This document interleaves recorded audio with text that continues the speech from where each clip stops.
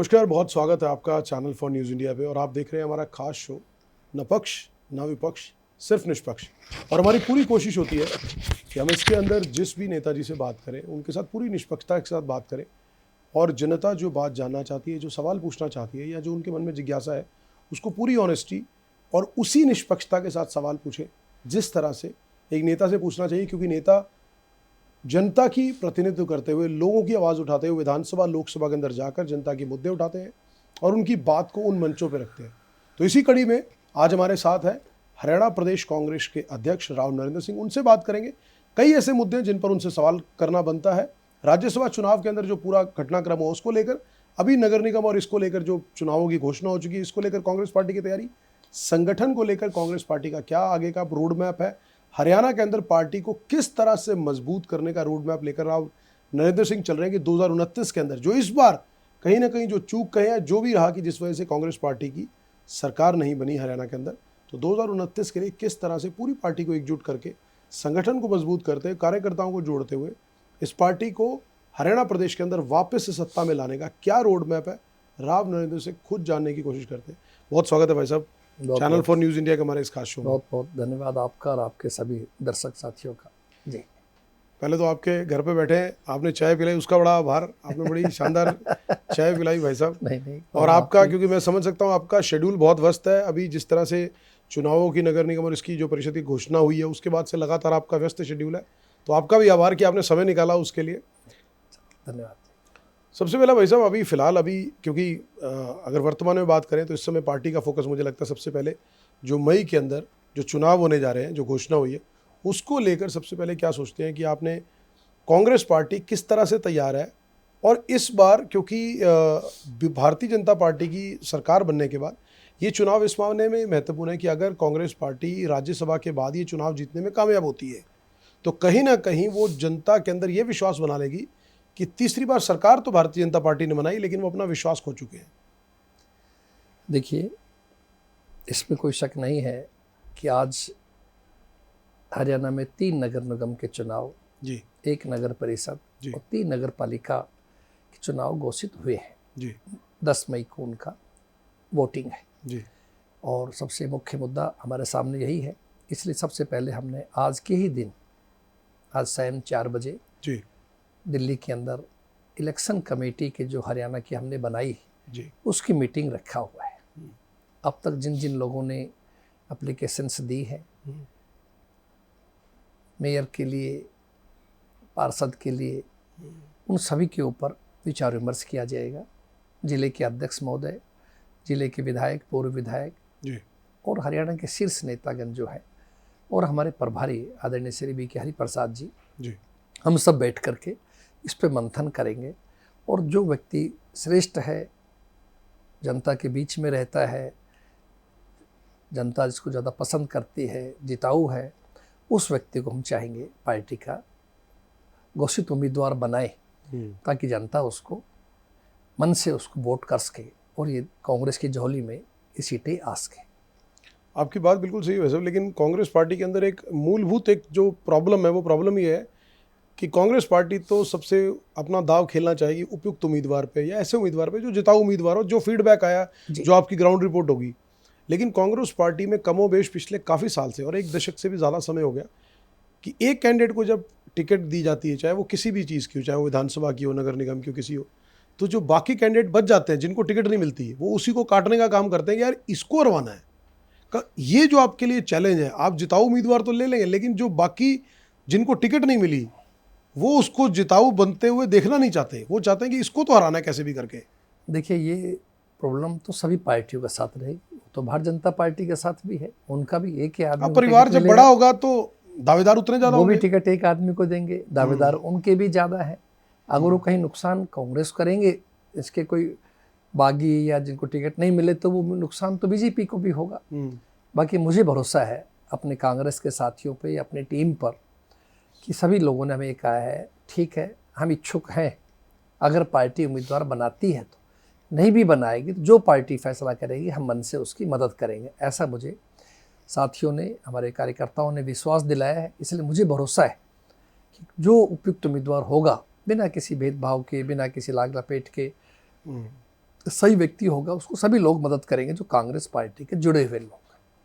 तो इसलिए मुझे भरोसा है हम मिलकर काम करेंगे और अपने उम्मीदवार को विजयी बनाएंगे। मुझे लगता है कि हम उम्मीद भी करेंगे कि आप अपना जो भरोसा है वो भरोसा सही उतरे, क्योंकि अक्सर ये जो अनुशासन वाली जो चीज़ है ना, जो आपने बात की, निश्चित तौर पे जब परिवार बड़ा होता है, तो जब परिवार बड़ा होगा, कुनबा बड़ा होगा, तो दावेदार ज़्यादा होंगे। जी जी। लेकिन भारतीय जनता पार्टी में क्योंकि अनुशासन कंपैरेटिवली बेहतर है, जो एक शायद उनका एज पॉइंट है, कांग्रेस शायद इसी वजह से, इसी चीज़ से कमोबेश जूझती रही पिछले काफ़ी सालों से। लेकिन अगर आप उसको कंट्रोल कर पाएँ तो निश्चित तौर पे मुझे लगता है कि जिस मंशा के साथ, जिस ध्येय के साथ आप चुनाव में उतर रहे हैं, आप उम्मीद ये भी होगी कि शायद हो सकता है आपको जो परिणाम है वो भी वैसे ही मिलेंगे। देखिए, जिस दिन से पार्टी हाईकमान ने, हमारे नेता आदरणीय राहुल जी ने, हमारे अध्यक्ष आदरणीय खड़गे जी ने ये जिम्मेदारी हरियाणा प्रदेश की मेरे हाथों में सौंपी है, मैंने शुरू फर्स्ट डे उनसे एक इजाज़त मांगी थी कि अनुशासन के मामले में मुझे आपका साथ चाहिए, और उन्होंने मुझे फ्री हैंड दिया हुआ है।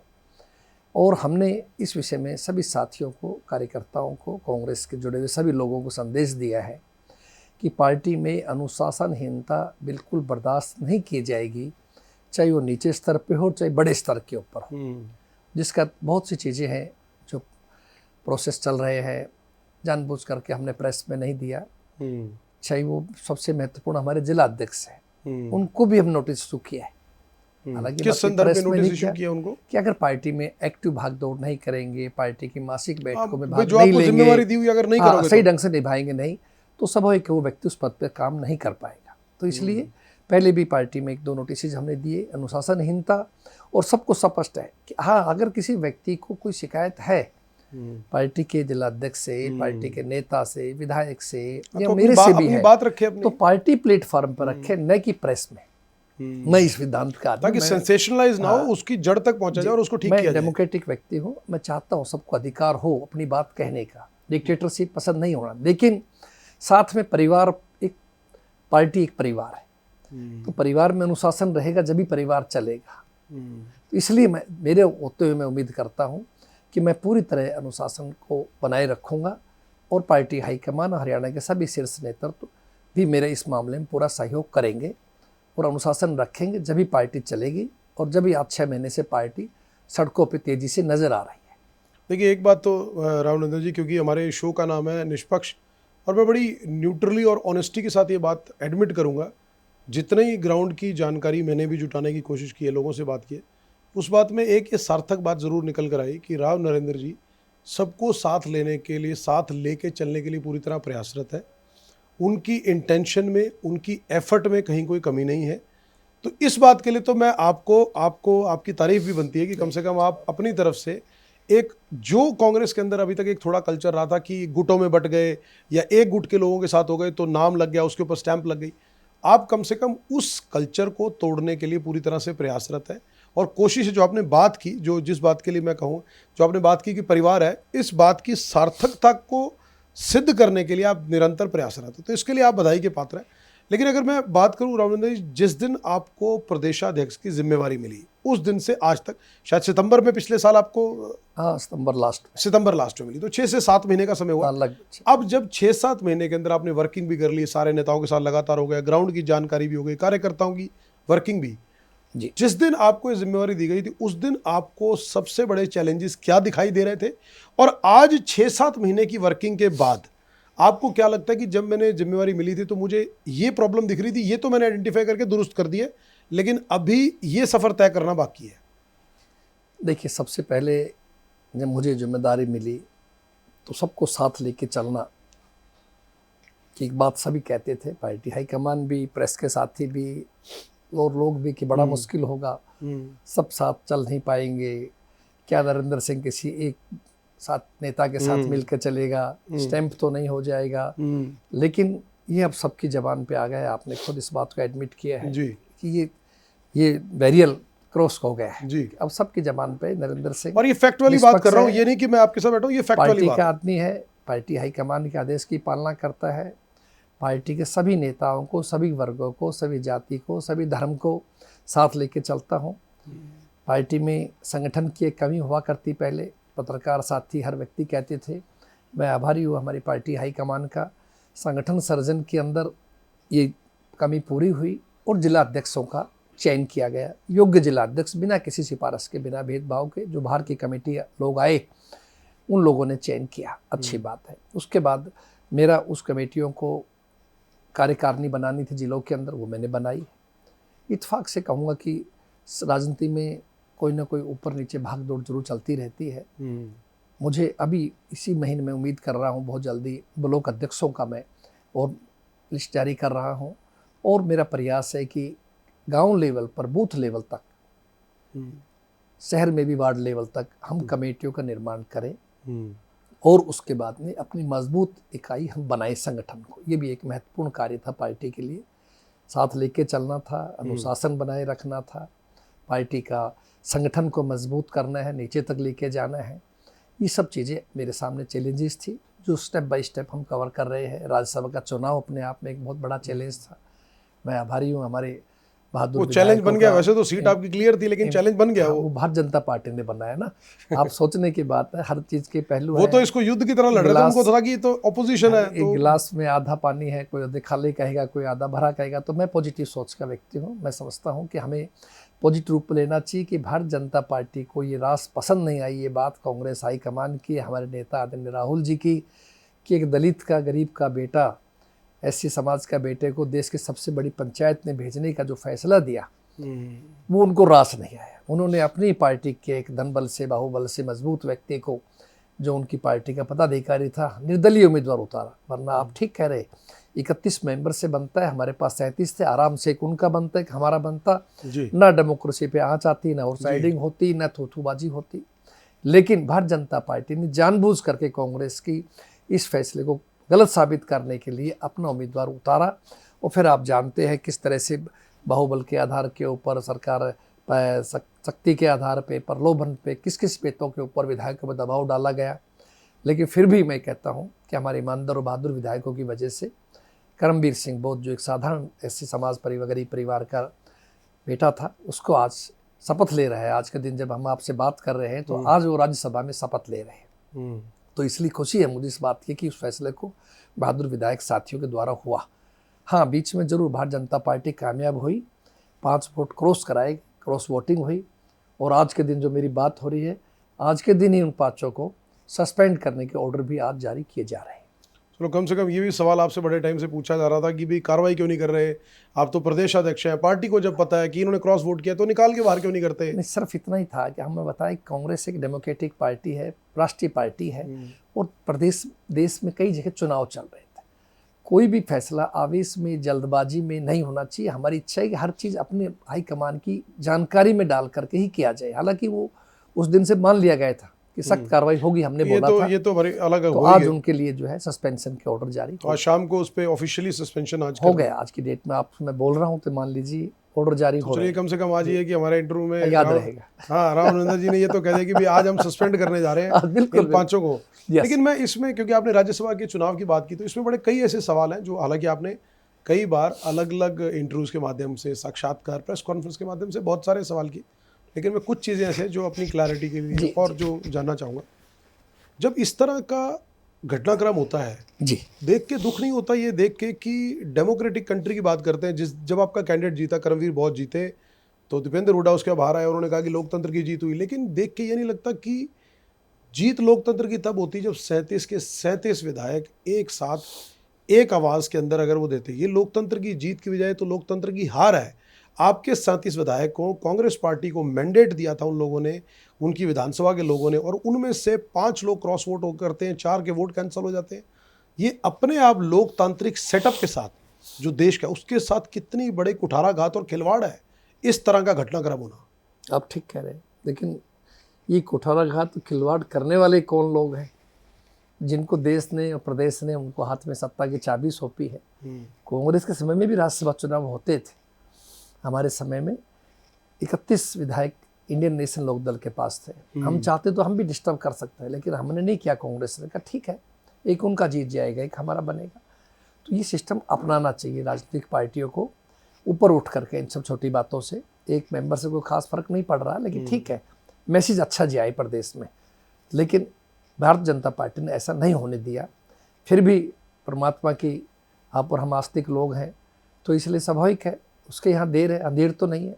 तो इंसाफ लेकिन मिला। जनता जनता कहीं ना कहीं सोचती है कि एक मतलब क्या घटना, एक राज्यसभा का चुनाव जिसकी 4 बजे वोटिंग खत्म होती है, 5 बजे उसका डिसीजन आ जाना चाहिए, 5:30 तक आना चाहिए। पिछली बार भी जब हुआ तो रात के 1-2 बजे तक फैसला आया, कभी इंक गिर जाती है, कभी पेन नहीं चलता या निब हो जाती है। इस बार ये घटनाक्रम हुआ। अच्छा, इसमें 2-3 सवाल है मेरे राघवेंद्र जी। जनता तो ये सोचती है कि यार इन लोगों को, ये जब हमारे पास वोट मांगने आते हैं तो एक ही बात कहते हैं कि मैं तो सेवा के लिए राजनीति हूँ, मैं तो आपके काम के लिए हूँ। लेकिन इस बात से भी कोई अनजान नहीं है कि ये 5 लोगों ने जो क्रॉस वोटिंग की है सेवा भाव से तो करी नहीं। उनका लॉजिक तो ये है कि जी हमारे को तो जनता के काम कराने, हमारे विधानसभा का काम हो जाएगा। अब कौन जाने विधानसभा का काम कराने के लिए या खुद की मलाई खाने के लिए उन्होंने क्रॉस वोटिंग करी है। आप तो बेहतर जानते हैं, आप किस तरह से कहते हैं, क्योंकि आपके पास तो सारे आंकड़े, सारी चीज़ें आ चुकी होंगी। क्यों किया उन्होंने वैसे ये 5 लोगों ने? देखिए, वैसे तो वही बता सकते हैं क्यों किया, नहीं, बट आप लोगों ने पूछा तो होगा, क्योंकि आपकी पार्टी। मेरा निजी राय जरूर है अपनी तरफ से कि जो भी किया, जिन साथियों ने किया, अपने राजनीतिक भविष्य को खराब किया है। और जिस विश्वास पे लोगों ने कांग्रेस के उम्मीदवार के रूप में उनको विजयी बनाया था, उनको विधायक बनाया था, इस उम्मीद के साथ बनाया था कि वो 5 साल तक कांग्रेस पार्टी के साथ रह के बतौर विधायक हमारे इलाके की आवाज़ उठाएंगे। सत्ता में नहीं तो विपक्ष में तो भी विधानसभा हमारे इलाके की आवाज़ उठाए, हमारे गमी में खुशी में साथ रहे, प्रदर्शन में और कोई हमारी बात हो तो इसको उठाएं, चाहे जिला लेवल पे हो, चाहे चंडीगढ़ सड़क तो से लेके फैक्चुअली अगर मान विधानसभा के तक चले की तो अब बात तो है। फिर कांग्रेस के 32 रह गए, 5 तो गए आपके, जी जी जी तो 32 विधायक आपके पास वर्चुअली बचे। जी जी जी। तो ये जो इन विधायकों ने जो किया, इनमें से मेरे ख्याल से बहुत सारे तो यात्रा पे भी साथ गए थे, शिमला प्रवास पर भी थे। हाँ थे, जो स्वस्थ थे, जो एक आध बीमार हाँ, थे, अलग बात है, मैक्सिमम लोग गए थे। शिमला प्रवास पर भी थे। ये पिछली बार भी हुआ, मुझे ध्यान है, जब पिछली बार भी राज्यसभा चुनाव हुए थे तो पिछली बार भी क्योंकि छत्तीसगढ़ में सरकार थी तो वहाँ पर एक मेफेयर करके शायद एक 5 स्टार प्रॉपर्टी है, वहाँ ले गए थे, वहाँ रखा गया था विधायकों को। लेकिन ये भाई जिसने जो खेला करना है उसको तो आप कहीं बंद कमरे में कर दो, उसने तो फोन पे करना है खेला। कोई इन चीज़ों तो का फिर इसकी बजाय कांग्रेस को ये भी तो सबक लेना चाहिए कि भैया आपकी बार अगर ऐसा होगा ना कभी, वैसे तो ना हो क्योंकि लोकतंत्र का ऐसा मजाक नहीं बनना चाहिए, बट अगर हो तो खुला छोड़ दो यार, जिसने जाना है वो जाना। हमारे साथ बैठ के, मैं गीता बुक्कल जी का एक बयान सुन रहा था, जब गीता बुक्कल जी से किसी साक्षात्कार किसी ने किया था जी कि जी वो हमारे साथ शैली चौधरी साथ गई थी, वो रास्ते में राधा राधा करती गई, हमारे साथ गई, गाड़ी में करती गई। तो उन्होंने वो कोट भी किया था कि बगल में क्या मुंह पे राम बगल में छुरी, ऐसा कुछ करके उन्होंने। तो मतलब आप समझिए कि उसमें आप अपनी पार्टी के लोग जो आपके साथ जा रहे हैं, सारी चीज़ें साझा कर रहे हैं, और उसके बाद आप ऐसा कर रहे हैं, लोग क्या सोचेंगे? लोग कहेंगे यार इनको चुना है हमने, इनको हमारे अपना अपना नुमाइंदा चुना है, जो अपने स्वार्थों के लिए सरेआम पब्लिक की सेंटिमेंट्स का मजाक उड़ाकर बिक गए। निश्चित रूप से गलत फैसला है और लोकतंत्र के लिए उचित नहीं कह सकते इसको आप। और फिर भी मैं कहता हूँ, अगर कोई व्यक्ति डिनर करता है किसी दबाव में, किसी सोच पे, फिर उसको नया जनादेश लेना चाहिए, ये शुड रिजाइन। नहीं, लेकिन शायद उन्होंने छोड़ा, उनको तो ये पता था ना कि विधानसभा सदस्यता तो जाएगी नहीं, ज़्यादा से ज़्यादा कांग्रेस पार्टी क्या कर लेगी, सस्पेंड ही तो कर सकती है, वो आप कर रहे हो। अगर उनको ये शायद पता होता कि हमारी सदस्यता जा सकती है तो शायद वो ना करते। तो उसके लिए तो यह है कि ऐसा कानून हम लोगों को बनाना चाहिए, बिल्कुल बनाना चाहिए विधानसभा में, लोकसभा में, कि अगर कोई व्यक्ति गड़बड़ करता है ऐसे, लेकिन बनाएगा कौन? वो तो हम लोग ही बनाएंगे, जो चुनावी प्रतिनिधि वही बनाएंगे। लेकिन मेजोरिटी उनके पास है, वो बनने दें। बीजेपी बनाएगी, वो बनने देंगे वो। जो तोड़फोड़ करना चाह रही थी। तो इसलिए लगता है आपको बनने देंगे ऐसा कानून? वो हिमाचल में ऐसा हुआ था, तो हमारी विधानसभा कांग्रेस सरकार ने वहाँ कानून बनाया कि भाई इस तरह होगा तो उसके आगे पेंशन भी बंद हो जाएगी। थोड़ा सा कोशिश की गई है, थोड़ा इस बारे में थोड़ा डर पैदा करने के लिए, भविष्य में ऐसी हरकत ना हो, वहाँ भी ऐसा हुआ था। तो लेकिन सही बात है, आपकी बात है कि भी हमें चाहिए इस मामले के अंदर कि भविष्य में ऐसा ना हो, जो हो गया वो तो हो गया, आगे नहीं होना चाहिए, या उन लोगों को अपने पद से इस्तीफा दे करके नया जनादेश लेना चाहिए, ताकि महसूस हो सके कि हमने फैसला किया जनता के हित में, कि अब जनता फैसला करे। क्योंकि हरियाणा में पिछले 2-3 बार से ऐसा हो रहा है कि राज्यसभा चुनाव तो ऐसा लगता है जैसे कोई वर्ल्ड कप का मैच हो, 10 टीमें खेलेंगी, उसमें लड़ाई झगड़ा होगा, बिल्कुल यू नो समीकरण। अरे सीधा सीधा आपके पास मैंडेट है भाई, आप जाओ 31 आपके पास मेंबर है, तो आप वो अपना वोटिंग डालिए और आपका राज्यसभा में कैंडिडेट चुन लीजिए अपना। पत्रकार साथी मुझसे यही सवाल करते थे राज्यसभा चुनाव से पहले, सर अतीत में ऐसा हुआ है? मैंने कहा अतीत के मैं नहीं जानता, मैंने सुने थे आपके बयान, वर्तमान में कह सकता हूँ कि ऐसा नहीं होगा। हमारा उम्मीदवार 100% जीतेगा और मुझे भरोसा था 37 आएंगे, ये भी सच्चाई है। हाँ, मुझे नहीं पता क्योंकि था मैंने बहुत सारे कैंडिडेट के कांग्रेस पार्टी के लोगों के सुने, तो उन्होंने कहा 37 आएंगे, कोई संशय नहीं है इसमें। बाकी भारतीय जनता पार्टी का रिटर्निंग अधिकारी के ऊपर भी दबाव था, और जो 4 वोट कैंसिल हुए हैं, 3 का तो हमें नहीं मालूम क्योंकि वो तो पेटी के अंदर गिर चुके थे। चौथा परमवीर जी टोहाना का काउंटिंग से पहले शिकायत आई थी, उस आधार पे उनका वीडियो बना करके चेक किया गया था, वीडियो दिखाया गया था, मैंने खुद देखा था।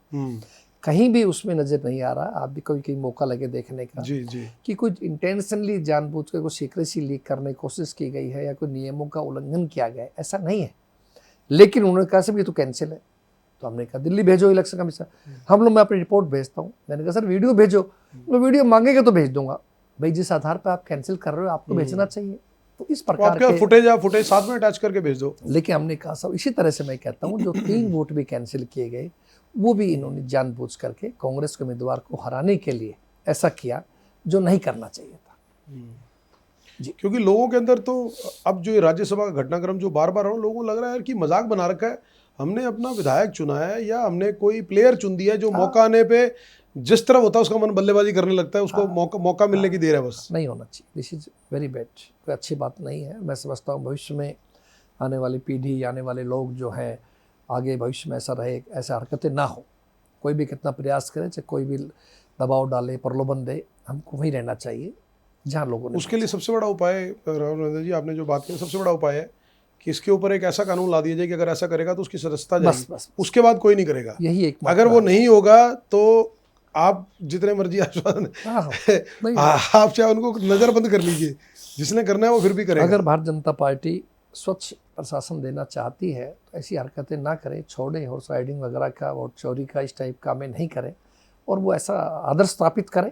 फिर लोगों ने मैंडेट दिया है, उनको करना चाहिए। तो हमें आएगा तो हम प्रयास करेंगे इस बात के लिए कि हम अपने नेता आदरणीय राहुल जी के सामने बात रखेंगे।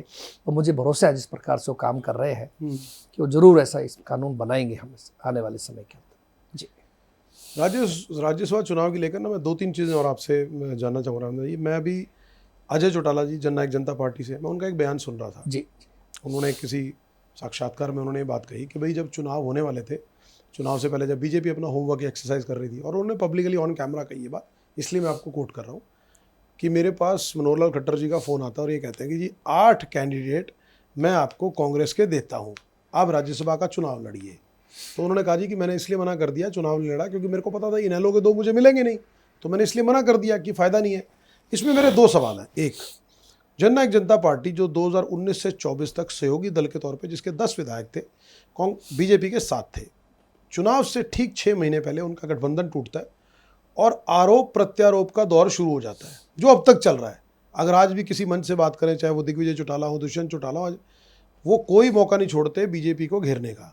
सिमिलरली बीजेपी के लिए बीजेपी बोलती है कि हमारे को जो खमियाजा भुगतना पड़ा, जो भी करना पड़ा या जो भी हमारे को नुकसान हुआ, भाई हमें, हमारी पार्टी के कार्यकर्ता बोलते थे कि जेजेपी को अलग कर दो, इनकी वजह से नुकसान हो रहा है।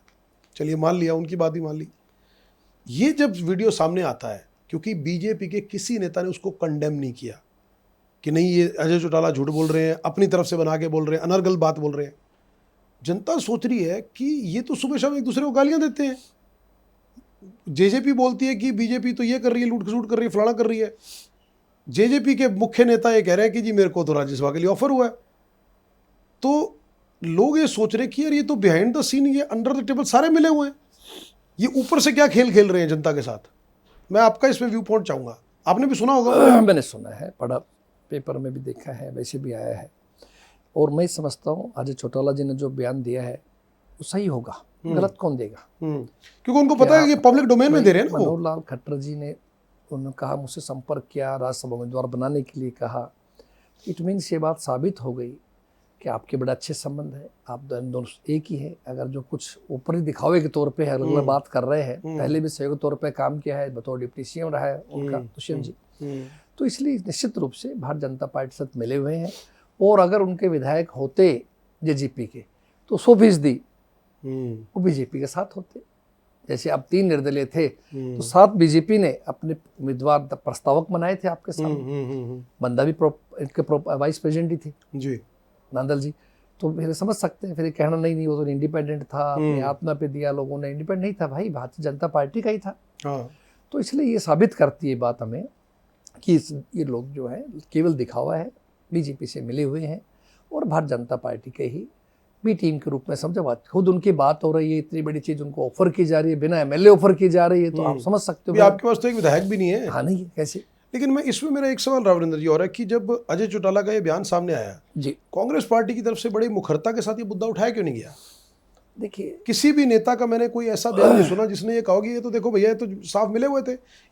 इतना बड़ा पॉलिटिकल खुलासा करना और उसके बाद भी किसी कांग्रेस पार्टी का उनको घेरने की कोशिश या उस पर सवाल उठाना या जनता के सामने जाना कि भाई साहब ये लोग कह रहे थे कांग्रेस बी टीम है, कांग्रेस बी टीम है, बोलते हैं बीच बीच में बीजेपी लोग बोलते हैं ना, या जेजेपी नैलो आरोप लगाती है। अब तो साफ ही हो गया, सारा देश जानता है, दुनिया जानती है, कांग्रेस और भाजपा तो अलग अलग है, बी टीम एक दूसरे की हो ही नहीं सकते। तो उनका लॉजिक ये होता है ना कि भाई डरा धमका कर भाई किसी के ऊपर कोई केस ना हो जाए, इसलिए वो बी टीम का काम करते हैं। और रही बात ये कि भाई ये जनता को या कांग्रेस को उठाने की जरूरत नहीं थी, ऑलरेडी लोगों को पता है। नहीं बट क्योंकि पॉलिटिकली ये ऐसा मुद्दा था जिसके ऊपर कांग्रेस कि भाई हमारे साथ जो खेल हुआ किस तरह से हम जीते सबने देखा, लेकिन आप ये भी देखिए कि प्रयास किस लेवल तक थे कि जो जेजेपी और ये एक दूसरे के सामने 24 घंटे एक दूसरे को गालियां देते हैं वो मिले हुए हैं। तो ये मुद्दा उठाना चाहिए था कांग्रेस पार्टी को। हमने उठाने लायक समझा ही नहीं, इतना बड़ा मुद्दा था नहीं, क्योंकि ऑलरेडी लोगों नजरों में एक ही थे और हमारे लिए कोई ऐसा बट जनता को लगता है कि उठाना चाहिए था। जरूरी भी नहीं था जेजेपी के लिए कुछ कहना, क्योंकि लोगों नजर में है। जब खुद ही उनके वरिष्ठ नेता, उनके संस्थापक अजय जी बयान दे रहे हैं तो बात क्लियर है, स्वीकार ही कर रहे हैं, मना कहा कर रहे हैं, और बीजेपी ने मना नहीं किया। मैं वही कह रहा हूँ, कंडेम भी नहीं किया किसी ने। इट मींस क्लियर हो गई बात। तो इस लोगों को पता लग गया। हम भी सोच रहे भाई ठीक है, एक आदमी कह रहा है, दूसरा एक्सेप्ट कर रहे हैं, साइलेंट रह के तो ऑटोमेटिक है, तो बात तो लोगों के बीच में है और लोग जानते भी। आज की डेट में लोग जेजेपी को बीजेपी का विरोधी भी नहीं मानते। अगर है बीजेपी के विरोधी तो केवल और केवल कांग्रेस पार्टी है और दूसरा नहीं। कांग्रेस पार्टी भी शायद इसलिए क्योंकि कांग्रेस पार्टी देश की सबसे मुख्य पार्टी रही है, आज विपक्ष में है बट इतने साल सत्ता देखी है जी। कांग्रेस पार्टी ने, देश चलाया, देश को इस लेवल तक पहुंचाया है। अच्छा, अगर मैं इसी संदर्भ में दो चीज़ें और आपसे राहुल जी जानना चाहूँ, राज्यसभा चुनाव की बात करें, आपने भी एक सबक लिया होगा कि हर बार हम विधायकों को लेकर निकल जाता है। अब की बार ये जो पूरा घटनाक्रम हुआ इसके बाद कांग्रेस ने कुछ ऐसा मन बनाया, क्योंकि आप खुद प्रदेशाध्यक्ष हैं, मन बनाया कि भैया अब की बार अगर ऐसा कुछ हुआ ना तो इनको ले जाने की जरूरत नहीं है यार, छोड़ दो इनको खुला, ले जा के अपनी फजीयत कराओ, इनको साथ ले जाओ, 3-4 दिन तक खबरों में बने रहो कि वो इकट्ठे खड़े हैं, वहाँ बैठे हैं, उसके बाद भी जिसने भागना है उसने भागना ही है। तो सबक लिया कांग्रेस ने कि भैया अब नहीं करेंगे यार, अब हम भी ये ले जाने लेने वाला काम बंद करते हैं इस बार से। नहीं ऐसा सबक लिया कुछ? कोई इंटेंशन हमारी इकट्ठे रहने की ऐसा नहीं था कि भाई कोई तोड़ ले जाएगा, भाग जाएगा, ऐसी नहीं, बात लेकिन नहीं उसी थी। टाइम पे जाने का तो मतलब वही है ना, मेन पर्पज ये था कि इलाके में आगे पीछे भी तो जा सकते हैं, शादियां चल रही थी, कई और चीजें हैं, तो पॉलिटिकल आदमी कहीं ना कहीं फंस जाता है पब्लिक में, इस बहाने इकट्ठे रह जाएंगे। नियरेस्ट ही थे, कोई बहुत दूर नहीं गए हम लोग कि भाई हवाई जहाज यात्रा की हो। और भारतीय जनता पार्टी ने भी अपने साथियों के 5 स्टार होटल में नजदीक रखा था। हम बॉर्डर पे थे, हरियाणा में, हमारी कांग्रेस की सरकार थी, इसलिए हम वहाँ आ गए। इससे बड़ी बात क्या हो कि भारतीय जनता पार्टी ने तो जो आइडेंटिटी कार्ड होते हैं विधायकों के वो सब जमा किए हुए थे। जब वोट डालने आए, मैं खुद पोलिंग एजेंट था और जब मैं बाहर हॉल में आया तो 1-2 साथी आए, चलिए जी अंदर, बोला मैं मेरा आई कार्ड ले आऊँ। मैंने एक से पूछा आई कार्ड कहाँ है, बोले जी वही जमा कर रखे। देखिए आप, हमने तो कभी ऐसा भी नहीं किया कि कांग्रेस को आई कार्ड जमा कर लिया। लेकिन सवाल तो ये उठे थे क्योंकि बीच में सवाल कई लोगों ने आपसे पूछे भी होंगे कि भी कांग्रेस पार्टी ने तो अपने विधायकों के मोबाइल तक ले लिए थे, लेकिन आपने कंडेम किया कि नहीं है। नहीं, सच्चाई की बात। हाँ नहीं, मैं उस बात को मान रहा हूँ कि आपने कहा कि नहीं ऐसा था ही नहीं। नहीं, सच्चाई है, कोई नहीं था। और वो भी उनको दिखाने के लिए, करने के लिए भी ऐसा करना है, थोड़ा गाइड करने के लिए हम लोग साथ रहेंगे और थोड़ा गपशप मारेंगे एक दूसरे से, अच्छा डिस्टर्बेंस से बचे रहेंगे। तो ये इसका उद्देश्य केवल यही था और कुछ नहीं है।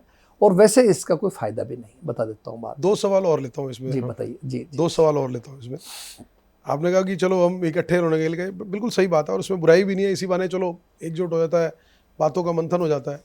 पिछली बार भी गए तो पिछली बार भी छत्तीसगढ़ के अंदर आपकी सरकार थी, भूपेश बघेल मुख्यमंत्री थे वहाँ पे, और तब वहाँ पर लेके गए। इस बार कांग्रेस पार्टी की सरकार शिमला में है, तो उत्तराखंड क्यों नहीं ले गए? उत्तराखंड ले जाते, राजस्थान ले जाते, कहीं और ले जाते, वहीं क्यों ले गए? अगर घूमने ही जाना था, समय बिताना था, तो कांग्रेस शासित प्रदेश में ही क्यों ले गए? क्योंकि वहाँ सेफ्टी लगती है कि यार सरकार अपनी है, बैठे रहेंगे, कुछ वहाँ पता लगे साला होटल सी को उठा के ले गया। तो किसी और प्रदेश में क्यों नहीं गए? ऐसा तो किसी की हिम्मत नहीं होती कि किसी को किडनैप कर ले, उठा ले। जरूरत नहीं है ना किडनैप करने की, वो बेचारे तैयार ही बैठे थे 5 तो ऐसा नहीं, वो तो खुद ही तैयार बैठे थे। तो एक कार्यक्रम बनाया कि नजदीक रहे, 1-2 घंटे के सफर के ऊपर हो, नजदीक आ जाए, इस बहाने सारे बैठते। लेकिन छत्तीसगढ़ तो दूर था पिछली बार। चलो पिछली बार का जवाब तो मैं नहीं था, जो होंगे वो देंगे, उस बात का तो वही। लेकिन कांग्रेस में तो थे आप। हाँ नहीं, कांग्रेस में था, लेकिन कुल मिलाकर के कुछ ज़्यादा बहुत इन चीज़ों का फ़ायदा नहीं है ले जाने वो जाने का। ये तो एक सिर्फ गेट टुगेदर वाली बात है। तो थे हो गए थे, बाकी मैं आपको जनता के सेंटिमेंट्स बताऊं। बताइए। जनता ये कहती है कि कांग्रेस पार्टी को ये समझ ले लेना चाहिए कि अब की बार सब कुछ करके देख लिया, बसों में भर के छत्तीसगढ़ भी ले गए, यहाँ भी ले गए, अब की बार ऐसी पहली बात तो परिस्थिति हो ना हो, क्योंकि वो कहीं ना कहीं वो लोकतंत्र का मजाक बनता है। पार्टी किसी के कैंडिडेट टूटे वो एक अलग बात है, लेकिन वो कहीं ना कहीं लोगों को लगता है कि यार चुने हुए नुमाइंदे हमारे सेवा की बात करने वाले इस तरह की हरकतें कर रहे हैं, इस छिछोरेपन पे उतर आए हैं कि बिकने बिकाने तक तैयार बैठे हैं और नाम देते हैं कि जनता और विधानसभा के काम कराने हमने। अगर जनता विधानसभा के काम कराने तो अपनी पार्टी में खड़े होकर लड़ो उसके लिए, जिसने जिताया तुम्हारे को, उनकी आवाज़ बनो विधानसभा के अंदर जाकर। ये मत करो कि उनके आगे सरेंडर कर दो। अगर तुम्हारे अंदर इतनी कैपेबिलिटी है तो उनके आगे सरेंडर मत करो। तो लोगों को लगता है कहीं ना कहीं कि ये जो सारी चीज़ें हैं ना जो जनता की, उनको लगता है कि अब की बार अगर ऐसा हो तो इनको खुला छोड़ दो कि तुमने जहाँ जाना। यार अगर तुम जनता के साथ विश्वासघात कर सकते हो तो पार्टी तो मायने ही क्या रखती है? पार्टी के चंद नेता क्या मायने रखते हैं जब तुमने अपनी चुनी हुई विधानसभा के लोगों के साथ विश्वासघात कर दिया? ये बात मानते हैं आप? अच्छा सुझाव है आपका और भविष्य में इस पर हम गौर करेंगे। मुझे लगता है करना चाहिए। और ये मैं आपको व्यक्तिगत सुझाव नहीं दे रहा, क्योंकि व्यक्तिगत सुझाव का कोई मायने नहीं है। मैं आपको बता रहा हूँ जो जनता के सेंटीमेंट, जब इस तरह की बातें आती है, पब्लिक डोमेन में बात होती है, तो लोगों को लगता है कि ये होना चाहिए। ये बार बार इस तरह लोकतंत्र का मजाक उड़ाना ठीक बात नहीं है। लेकिन एक अच्छी बात आज आपने इस इंटरव्यू में कही, क्योंकि जब तक ये इंटरव्यू आएगा कल या परसों, तो मुझे लगता है तब तक सस्पेंड हो चुके होंगे आपके 5 विधायक जिनको आज सस्पेंशन होने जा रही है। तो कम से कम एक अच्छी बात है कि सस्पेंड होने जा रहे हैं। अच्छा, बार बार ये हरियाणा के अंदर एक बात उठती है, राज्यसभा की हमने बात कर ली कि ये बीजेपी की बी टीम है, कभी इनेलो बीजेपी की बी टीम हो जाती है, कभी जेजेपी बी टीम हो जाती है, कभी कांग्रेस को बना दिया था। मुझे लगता है सहूलियत के अनुसार या सिचुएशनल तौर पर आरोप प्रत्यारोप लगते हैं। जैसे मान लीजिए कहीं पर इनेलो ने किसी बात पर अगर फ्रंट फुट पे अगर बीजेपी को कंडेम नहीं किया तो उस दौरान हो सकता है दूसरी पार्टी ये देखा ये बी टीम है, हम बोल रहे थे ना, ये बोल नहीं रहा कुछ। अब जैसे इनेलो ने क्रॉस वोटिंग, वो आए नहीं, एब्सेंट हो गए, तो बी टीम लगाई। अब जैसे ही कांग्रेस का एक कैंडिडेट जीत गया तो बीजेपी ने आरोप लगा दिया इनेलो कांग्रेस की बी टीम है, क्योंकि अगर वो वोट डाल देते तो बीजेपी जीत जाती। तो लोग ये जानना चाह रहे हैं कि भाई ये बताओ जनता के लिए ए टीम कौन सी है? बी टीम की बात बाद में करेंगे, पहले बताओ जनता के हितों की बात कौन कर रहा है, बी टीम की बात बाद में करेंगे कि पीछे से खेल कौन कर रहा है। तो वो समझना चाह रहे हैं कि ए टीम बता दे कौन है भाई। जनता की सही मायने में टीम कांग्रेस पार्टी है, जो लोगों के मुद्दे उठा रही है, लोगों के बीच में अभी हाउस में उठाए। अभी हम मंडियों का दौरा चल रहा है 7 तारीख से हमारा किसानों की बात। किसान बहुत परेशान है बेचारे, गेट पास के नाम के ऊपर अनावश्यक शर्तें सरकार जो लगा रही है उससे लोग परेशान है। तो हमारा ये टीम ही है हमारी, जो हमारा फ़र्ज़ है कांग्रेस का कि हम तो विपक्ष का बनता भी है। हाँ, हमने वो बातें उठाई हैं। मैंने खुद जिला मेवात में तावड़ू नू का दौरा किया, सोनीपत, पानीपत, करनाल, कुरुक्षेत्र, अम्बाला, यमुनानगर, इन सब जगह पर्सनली में गए।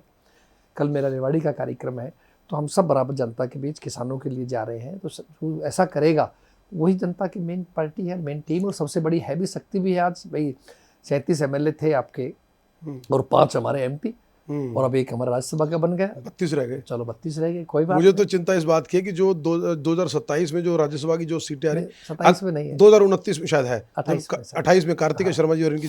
मुझे तो चिंता इस बात की है कि 2026 में एक आधी सीट और खाली हो रही होती, ये 2 4 5 और चले जाते, आप 31 से नीचे आ जाते, 32 तो पहुंच गए आप।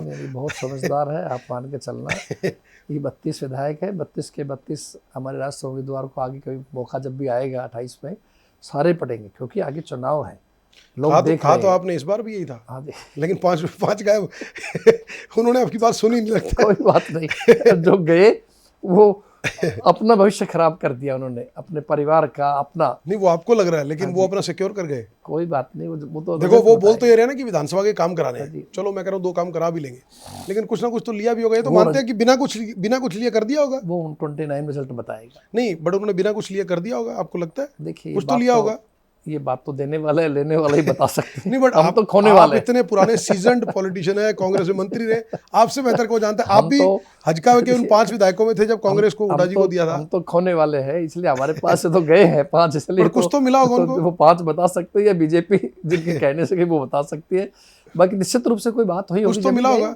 हाँ, वो तो वैसे आपको पता लगा होगा रेट क्या चल रहा था, कुछ पता चला? देखिए, मैं जिम्मेदारी पोस्ट के ऊपर हूँ और मेरे कुछ कहना शोभा देता नहीं है। नहीं, बाकी जनता जो कह रही है वो ठीक कह रही है, वो आपके सामने आएगा। जनता से पूछेंगे भी क्या कह रहे हो, कितना रेट लगाया, कितना रेट लगाया, जो भी है वो कोई अच्छी बात अच्छा परंपरा में। नहीं, इस बार मैं इस बात से राघवेंद्र जी ऑन अ सीरियस नोट, ये जेन्युइनली ये ट्रेंड बंद होना चाहिए, क्योंकि जनता को लगता है कि ये बहुत बड़ा कुठाराघात है, उनके मैंडेट के साथ लोगों का खिलवाड़ है कि जिस नेता को चुना, शायद हो सकता है कि मुझे लगता है वो जो चुन के भी आए हो, क्योंकि कांग्रेस पार्टी की एक लहर थी उस समय, ये लग रहा था कि लहर थी, जी एक परसेप्शन थी, हर आदमी से बात करो तो बोल रहा था, एग्जिट पोल्स भी यही बोल रहे थे, बट नहीं आओ, अब उस पर हम ज़्यादा वो नहीं करते हम। जी अगर हम इसके अलावा अगर हम बात करें, आज हरियाणा के अंदर जो आपने 6-7 महीने में जब से आपका कार्यकाल हुआ, आप पहले से देख रहे हैं, इस समय सबसे ज्वलंत मुद्दे कौन से हैं जो लगता है कि राव नरेंद्र के एज अ प्रदेशाध्यक्ष कांग्रेस के या पार्टी के तौर पे सबसे ज्वलंत मुद्दे लगता है कि अब ये जो 3.5-4 साल जो है सरकार, जो हमें विपक्ष में बैठना है, आगे की बात आगे देखेंगे, इन चीज़ों पे काम करना है ताकि वो वाकई हम जनता के वेलफेयर के लिए कर सकें, जो आपने आइडेंटिफाई किया होंगे। देखिए, मुख्य रूप से क्या है कि बेरोजगारी बहुत बड़ी समस्या है, तेज़ी से बढ़ रही है, और हरियाणा मेरे ख्याल देश में 1 नंबर पे जा रहा है बेरोजगारी के मामले में। इसके मामले में समझता हूँ आने वाले समय में हम सब के लिए एक बड़ा चैलेंज होगा। जो गरीब परिवार का बच्चा है, पढ़ लिख करके आए हैं, चाहे बेचारा कर्जा लेके आए हो, हमें उसके बारे में सोचना चाहिए। दूसरा, किसान के बारे में कि किसान की माली हालत अच्छी नहीं है, किसान कर्जदार है और बेचारा मजबूर है, इससे बाहर निकल नहीं पा सकता, तो इसलिए उसके ऊपर भी, उसकी दशा पे भी हमें मंथन करना पड़ेगा किसान के बारे में। अब मेहनत करके फसल तैयार की, सरकार कहने को ढोल पीटती है कि साहब हमने तो जो है 24 फसलें कितनी MSP पे ले रहे हैं, सच्चाई है, ऐसा नहीं है, लेकिन फिर भी उन पर ध्यान देना चाहिए, अनावश्यक शर्तें ना लगाएं, परेशान ना किया जाए, किसान कर्जे से कैसे बच सकता है ये सोचना चाहिए। ये सब चीज़ें हैं जो उसके हमें आने वाले समय में ध्यान देना चाहिए। प्रदेश और आगे कैसे जा सकता है, जिस तरह कांग्रेस के समय के अंदर हर मामले में प्रदेश अच्छे स्थिति के अंदर था, लैंड ऑर्डर बहुत बढ़िया हुआ करता। आज डेली आप सुन रहे हो लैंड ऑर्डर की स्थिति कितनी कमज़ोर हो चुकी है प्रदेश के अंदर, कि हरियाणा की जो अपराधी रिपोर्ट आई है पूरे देश की, उसमें हरियाणा का स्थान कितना ऊंचा है, जहां अपराध प्रतिदिन हो रहे हैं, गोलियां चलना, मर्डर होना, रेप होना, चोरी डकैती, अपहरण, ये सब चीज़ें आम बातें हैं। तो इस पर हमें लगाम कसना चाहिए सरकार को, और हमारे लिए भी चैलेंज होगा आने वाले समय के लिए, हम इस पर पूरा ध्यान दें। और किस तरह से आज अगर मैं न्यूज़ पढ़ रहा, 2-3 दिन पहले आपने पढ़ा होगा, जो गेम चल रहे थे कि 16 पदक मिले, 15 हरियाणा के, तो ये उस वजह से है जो कांग्रेस सरकार के अंदर एक अच्छी नीति बनाई, जो आपके पदक लाओ और पद पाओ वाली थी। तो उसके आधार पर नौजवान बच्चे, देहात के, गांव के, जमींदार किसान के बेटे, गरीब का बेटे मेहनत करके आगे करते हैं। उस पर भी सरकार को, इसे स्पोर्ट्स के ऊपर भी हमें ध्यान देना चाहिए। हमारी सरकार में अभी आपका भारतीय जनता पार्टी के टाइम में अभी 1-2 खिलाड़ियों की मृत्यु तक हो गई बेचारे की, वो स्टेडियम पोल वोल गिरने से। तो वो इसकी सरकार का ध्यान रोहतक के अंदर हुआ था, रोहतक के अंदर हुआ था। तो इसी तरह से मेरा सुझाव ये है कि इस पर भी हमें ध्यान देना चाहिए। तो इसी चीज़ जो मैंने गिनाई आपको, और एक प्रदेश की व्यवस्था, आर्थिक व्यवस्था कैसे मजबूत हो सकती है। आए दिन प्रदेश पे कर्जा बढ़ता जा रहा है। जब 14 में कांग्रेस सर गई तो आप देखिए कितना थोड़ा कर्ज था, आज लाखों करोड़ का कर्जा। अच्छा, मैं एक इसमें मेरा एक सवाल, आपने जो बड़ा इंपॉर्टेंट बात की, ये मैं जैसे वो कहते हैं ना कि कोई, ये मैं इसको उस बात से कोरिलेट कर रहा हूँ लाइटर नोट पे, कि जैसे कोई एक कंपनी होती है, उसके अंदर कोई अगर MD होता है, CEO होता है, वो कंपनी छोड़ के जाता है, तो जो नए MD को एक चिट्ठा दे के जाता है कि भाई साहब ये काम कर दिया, तो अकाउंट में आता है कि सर ये लॉस रहा, तो वो फिर आने वाले को एक चिट्ठा दे के जाता है जब वो छोड़ के जाता है। ये साल दर साल सरकारें बदलती हैं। मैंने आज तक कभी नहीं सुना किसी भी सरकार, चलिए मान लीजिए जब कांग्रेस थी, मैं उसको ऐसे लेता हूँ 2014 से, क्योंकि बीजेपी यहाँ प्रदेश में रही और 2014 में केंद्र में भी थी। चलो, जब पहले कांग्रेस थी तो कांग्रेस केंद्र में भी थी, तो जब घाटे तब भी थे, घाटे आज भी थे, घाटे मल्टीप्लाई हो रहे हैं, तो सरकारें कर क्या रही हैं? मैं कह रहा हूँ, एक आपके टाइम पे बैंक बैलेंस -40 रुपये था, आज वो -100 रुपये है, तो इसमें वाहवाही तो दोनों की नहीं है। भाई तुम 40 रुपये तो कर्जा तुम भी छोड़ के गए थे, उन्होंने 100 कर दिया, लेकिन कोई ये बताए कि कोई प्रॉफिट में क्यों नहीं ला पा रहा? सरकार का तंत्र सारा आपके पास है, अधिकारी वही है, मिनिस्ट्री सब कुछ आपके पास है जो सरकार चला रहा है। ये भी लॉजिक नहीं दिया जा सकता कि केंद्र में दूसरी थी, हमें सपोर्ट नहीं मिली। जब कांग्रेस सत्ता में थी तो केंद्र में कांग्रेस थी, तो कारण क्या है कि ये घाटे सिर्फ, मतलब विपक्ष सिर्फ घाटे गिनाने के लिए गिनाता है, या कारण क्या है? ये क्यों नहीं होता है कि कभी तो पॉजिटिव में ले आओ, कभी तो उसको रेड से ग्रीन मार्क में ले आओ? ये होता क्यों नहीं? वैसे आपकी बात जायज़ है, लाना चाहिए। कांग्रेस, हम ये क्या कहते हैं कि 1966 में हरियाणा बना और 2014 तक, उसमें बीच में देवीलाल जी की सरकार आई, चौटाला जी की भी आई, बंसीलाल जी की विकास पार्टी में कांग्रेस भी रही। तब भी सारा मिला करके जो कर्जा था आज उससे 4-4, 5-5 गुना बढ़ के फालतू हो गया है इन पिछले 10-11 सालों के अंदर। और हमारे कांग्रेस के समय में तो आपने देखा होगा बिजली के कारखाने, कई मेडिकल यूनिवर्सिटीज बनी, बड़ी बड़ी मेडिकल कॉलेज बने, आपका हमारा और प्लांट्स आपके लगे थे। हाँ, प्लांट्स लगाए बड़े बड़े भाई, तो मतलब वो काम नज़र आता था। लेकिन भारतीय जनता पार्टी का तो हमें कोई काम भी नज़र ऐसा नहीं आता जिसके आधार पर कैसे कि हमने कोई बड़ी यूनिवर्सिटी बनाई हो, बड़ा कारखाना लगाया हो, कोई नई चीज़ में किया हो। प्रतिदिन महंगाई ज़बरदस्त बढ़ती जा रही है, गरीब आदमी का दाल रोटी खाना मुश्किल है। तो मैं समझता हूँ कि ये सरकार को जरूर ध्यान रखना चाहिए, और अच्छी है बेस्ट सरकार वही होती है जो प्रदेश को अच्छी व्यवस्था ले जा सके। लेकिन कोई प्लस में ला पाएगा? ये सारे बस आंकड़े गिनाएंगे कि भाई वो 80,000 करोड़ का कर्जा था, इसने 1.5 लाख करोड़ कर दिया। कोई ये कहेगा कि भाई उसका 80,000 करोड़ का कर्जा था, मैंने इसको 10,000 करोड़ के फायदे में लिया है? कोई कहेगा या ये ऐसे ही चलेगा बस? कांग्रेस का और हमारे नेता आदरणीय सोनिया गांधी जी का उस समय जो बहुत बड़ा फैसला था, प्रधानमंत्री का पद त्याग करके काबिल व्यक्ति को, जिसका हिंदुस्तान नहीं विश्व के अंदर सरदार मनमोहन सिंह जी एक बहुत बड़े अर्थशास्त्री और बहुत बड़ी पहचान थे, उस व्यक्ति काबिल आदमी को कांग्रेस ने प्रधानमंत्री बनाया। और उनके समय के अंदर देश विदेशों में भी कितनी मंदी का दौर भी आया और भी आया, लेकिन भारत की स्थिति मजबूत रही। और जो कहते थे उस समय हर बात का एक वजन था और वो बात भविष्य में होती थी। तो लेकिन ये है कि भी ये बेस्ट एफर्ट्स था जो करना चाहिए था, कांग्रेस ने किया, इसमें कोई शक नहीं। लेकिन अब क्या चल रहा है वो आपके सामने, मैं नहीं कह सकता, आप ज़्यादा मेरे जानते हैं। तो ये है कि कांग्रेस ने बेहतरीन प्रयास किया और आगे भी करेंगे। आगे जब जब मौका मिलेगा तो ऐसे ही काबिल व्यक्तियों को हम चाहेंगे देश के लिए, प्रदेशों के लिए, कि फाइनेंस की एक अच्छी शुरुआत हो ताकि प्रदेश मजबूत हो, देश मजबूत हो। ये जरूर। आपने नौकरियों की बात करी कि भी बेरोजगारी प्रदेश में बढ़ रही है, ठीक है, आंकड़े उसके बताते भी हैं। लेकिन एक चीज़ बीजेपी उस बात का क्रेडिट लेती है जो मनोहर लाल खट्टर की सरकार में शुरू हुआ कि भाई बिना पर्ची खर्ची के मेरिट के ऊपर, कि भाई उनका कहना था, और बीजेपी ने इस बात के लिए बहुत बार इस बात को पब्लिसाइज भी किया कि भाई कांग्रेस के टाइम पे तो सिर्फ लिस्टें बनती थी। हाँ भाई कितने भाई तेरे जात वाले कितने, तेरे एरिया से कितने, लिस्टें बनती थी और सिर्फ रेट तय होता था और वो रेट तय के हिसाब से नौकरियाँ लगती थी। तो कम से कम हमने मेरिट पे कर दिया। हम कम दे रहे हैं, ज़्यादा दे रहे हैं, उपलब्धता के हिसाब से हम दे रहे हैं, लेकिन अगर 10,000 नौकरियाँ भी दे रही हैं तो लोग पढ़ के दे रहे हैं और लोग बोलने लगे हैं, गरीब लोग भी बोलने लगे हैं कि भाई साहब हमारे को तो उम्मीद नहीं थी, हमारे घर का तो बच्चा बेचारा लग गया जी, कहीं पर क्लर्क लग गया, कोई कांस्टेबल लग गया, लेकिन पढ़ के लग रहा है, हमने 1 रुपया नहीं दिया। इस बात को आप बिल्कुल नहीं मानते हैं या सिर्फ विपक्ष में बैठे हो तो आप खारिज करोगे नहीं यार ये कुछ नहीं किया, ये सिर्फ गिनाने के लिए है? नहीं, खारिज नहीं करेंगे। मैं कहता हूँ भारतीय जनता पार्टी जो कह रही है, इतना जरूर हम कहेंगे उनको कि प्रदेश का नौजवान बेरोजगार खड़ा है, आप दूसरे प्रदेशों से ला ला के नौजवानों को भर्ती कर रहे हो। तो दीपेंद्र जी ने आंकड़े भी रखे थे कि बाहर, तो मैं वही कह रहा हूँ, आप देखिए रिकॉर्ड की बात है। मतलब हो सकता है देश हमारा एक, हम सब एक है। हरियाणा के कुछ हद तक वैसे नौकरियों में पारदर्शिता लाए हैं वो। हाँ, लेकिन ये जरूर है कि बाहर के नौजवान अगर आके यहाँ लगते हैं, अब हमारे बच्चे गोल्ड मेडलिस्ट बच्चे यूनिवर्सिटीज के, वो फेल कर दिए गए। और हमारे जो HPSC के चेयरमैन है वो इनका बयान आता है कि हरियाणा में तो अच्छी यूनिवर्सिटीज नहीं, शिक्षा संस्थाएं नहीं है, काबिल पढ़े लिखे बच्चे नहीं है। यार वो गोल्ड मेडल लेके आ रहे हैं, फर्स्ट डिवीजन लेके आ रहे हैं, अच्छे अच्छे नंबर लेके आए हैं, तो ऐसा तो मत करो, कम से कम हमारी यूनिवर्सिटी की बेइज्जती तो मत करें आप। और फिर बाहर के नौजवान इतने काबिल हो गए कि उनको लगाया जा रहा है। वाइस चांसलर वगैरह भी आप देख रहे हो कितने कौन कौन लग रहे हैं, कहाँ से आ रहे हैं। तो वो कोई अच्छी परंपरा नहीं है। बाकी हरियाणा के लोगों को रोजगार मिलना चाहिए, चाहे वो छोटी नौकरी हो चाहे बड़ी नौकरी हो। और अच्छा है, हम भी खुद इस बात के पक्षधर हैं। मैं अपने व्यक्तिगत रूप से बता सकता हूँ कि चल 50 साल से अधिक समय से मैं एक राजनीतिक परिवार से हूँ। मेरे पिताजी स्वर्गीय राव बंसी सिंह जी 1972 में पहली बार MLA बने थे जी। और अपने लास्ट जीवन तक 96 तक जो मंत्री थे, जब उनका देहांत हुआ जी। वो 3 बार विधायक रहे, कैबिनेट के मंत्री रहे कांग्रेस सरकार में। 3 बार मैं विधायक रहा, कैबिनेट का मंत्री रहा, स्वास्थ्य के रूप में सेवा की। तो हजारों नौजवान हमारे इलाके के लगे।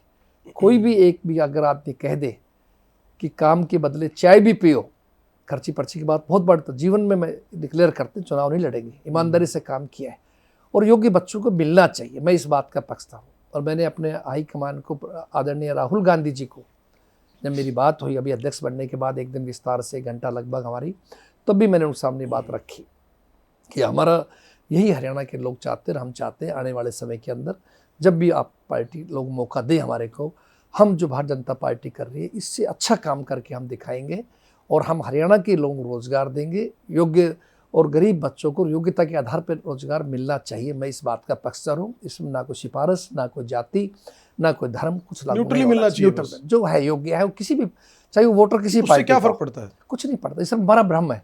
हम समझते हैं कि हम 4 लोग लगा देंगे तो एमएलए बन जाएंगे। जो 96 नहीं लगेंगे वो हमें हरा देंगे, एमएलए नहीं बनने देंगे। वो 4 तो फिर भी लग के चुप घर बैठ जाएगा, जो नहीं लगेगा वो दुश्मन हो जाएगा। इसलिए अच्छा है। कांग्रेस पार्टी इसका सबसे उदाहरण है, जिसको टिकट मिलती है, जिसको नहीं मिलती वो कहते तेरे को मैं करा, तेरा इलाज मैं करूंगा। नहीं, वो तो सबके लिए बराबर। वो तो भाजपा भी एक को टिकट देती है, ऐसा नहीं करती है। तेरा इलाज मैं लेकिन करूंगा, अब तेरे को मैं आप बनवाता हूं। छोड़ दो उन बातों को। अब कांग्रेस बदल रही है।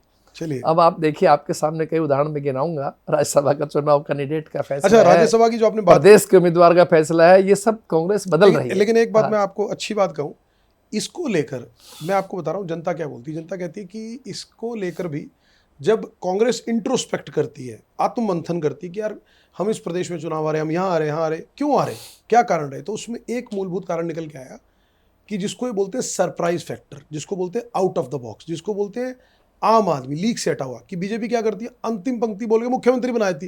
अरे यार ये तो पहली बार विधायक बना है, इसको मुख्यमंत्री, तो वो कल्चर ब्रेक कर दिया। तो लोग ये बोलने लगे कि भाई जैसे करमवीर बौद्ध जी आए, कांग्रेस पार्टी के सदस्य रहे, कर्मठ कार्यकर्ता है, पुराने हैं, जिस भी समुदाय या विशेषता उससे कोई फर्क नहीं पड़ता। लेकिन एक सरप्राइज फैक्टर था कि कोई दूर दूर तक सोच नहीं सकता था कांग्रेस में कि करमवीर बौद्ध नाम का कैंडिडेट आ जाएगा और राज्यसभा के लिए नॉमिनेट होगा। तो कहीं ना कहीं लोग ये लगता है कि भैया कांग्रेस भी है धीरे धीरे उन चीजें ले रही है कि यार ऐसा सरप्राइज फैक्टर लाओ, मेरा हुआ हाँ ऐसा लाओ। मुझे अध्यक्ष बनाया तो हाँ, किसकी नहीं लिस्ट आपका में तो था? फिर भी, आपका तो क्या, देखो 3 बार आप विधायक रहे हैं, मंत्री रहे हैं, पारिवारिक पृष्ठभूमि बड़ी स्ट्रांग है। लेकिन हाँ, क्योंकि काफी समय से नहीं था, लेकिन उस समय पर राव नरेंद्र जी के लिए कोई सोच नहीं सकता था कि राव नरेंद्र जी को बनाया जाएगा। लेकिन सरप्राइज फैक्टर, लेकिन लगता है कि वो भी बीजेपी का छोटा छोटा ले गया, यार ये ठीक, ये काम ठीक कर रहे हैं, हमारे को भी करना चाहिए। लोग बोलते हैं ऐसा। नहीं, ऐसा नहीं है कि हमारी कांग्रेस पार्टी को और हमारे नेता राहुल जी को कोई बीजेपी सीखने की जरूरत नहीं है। नहीं, वो तो सीखने की अच्छी नहीं, अच्छी मतलब बातें बताते हैं। भाई देखो, कि सीखा बीजेपी किसी क्या से भी जा करना सकता, चाहिए। सीखा किसी से भी जा सकता है। हाँ, हो सकता है बीजेपी भी राहुल गांधी जैसे 10 चीजें सीखती हो कि यार हाँ। इन्होंने पॉइंट आउट कर दी, ये काम नहीं करना, हमने फंस जाएंगे नहीं तो। लेकिन मैं बता रहा हूँ, कांग्रेस बदल रही है। कांग्रेस वही करेगी, कर रही है और करेगी तो जनता उम्मीद करती, जनता चाहती है।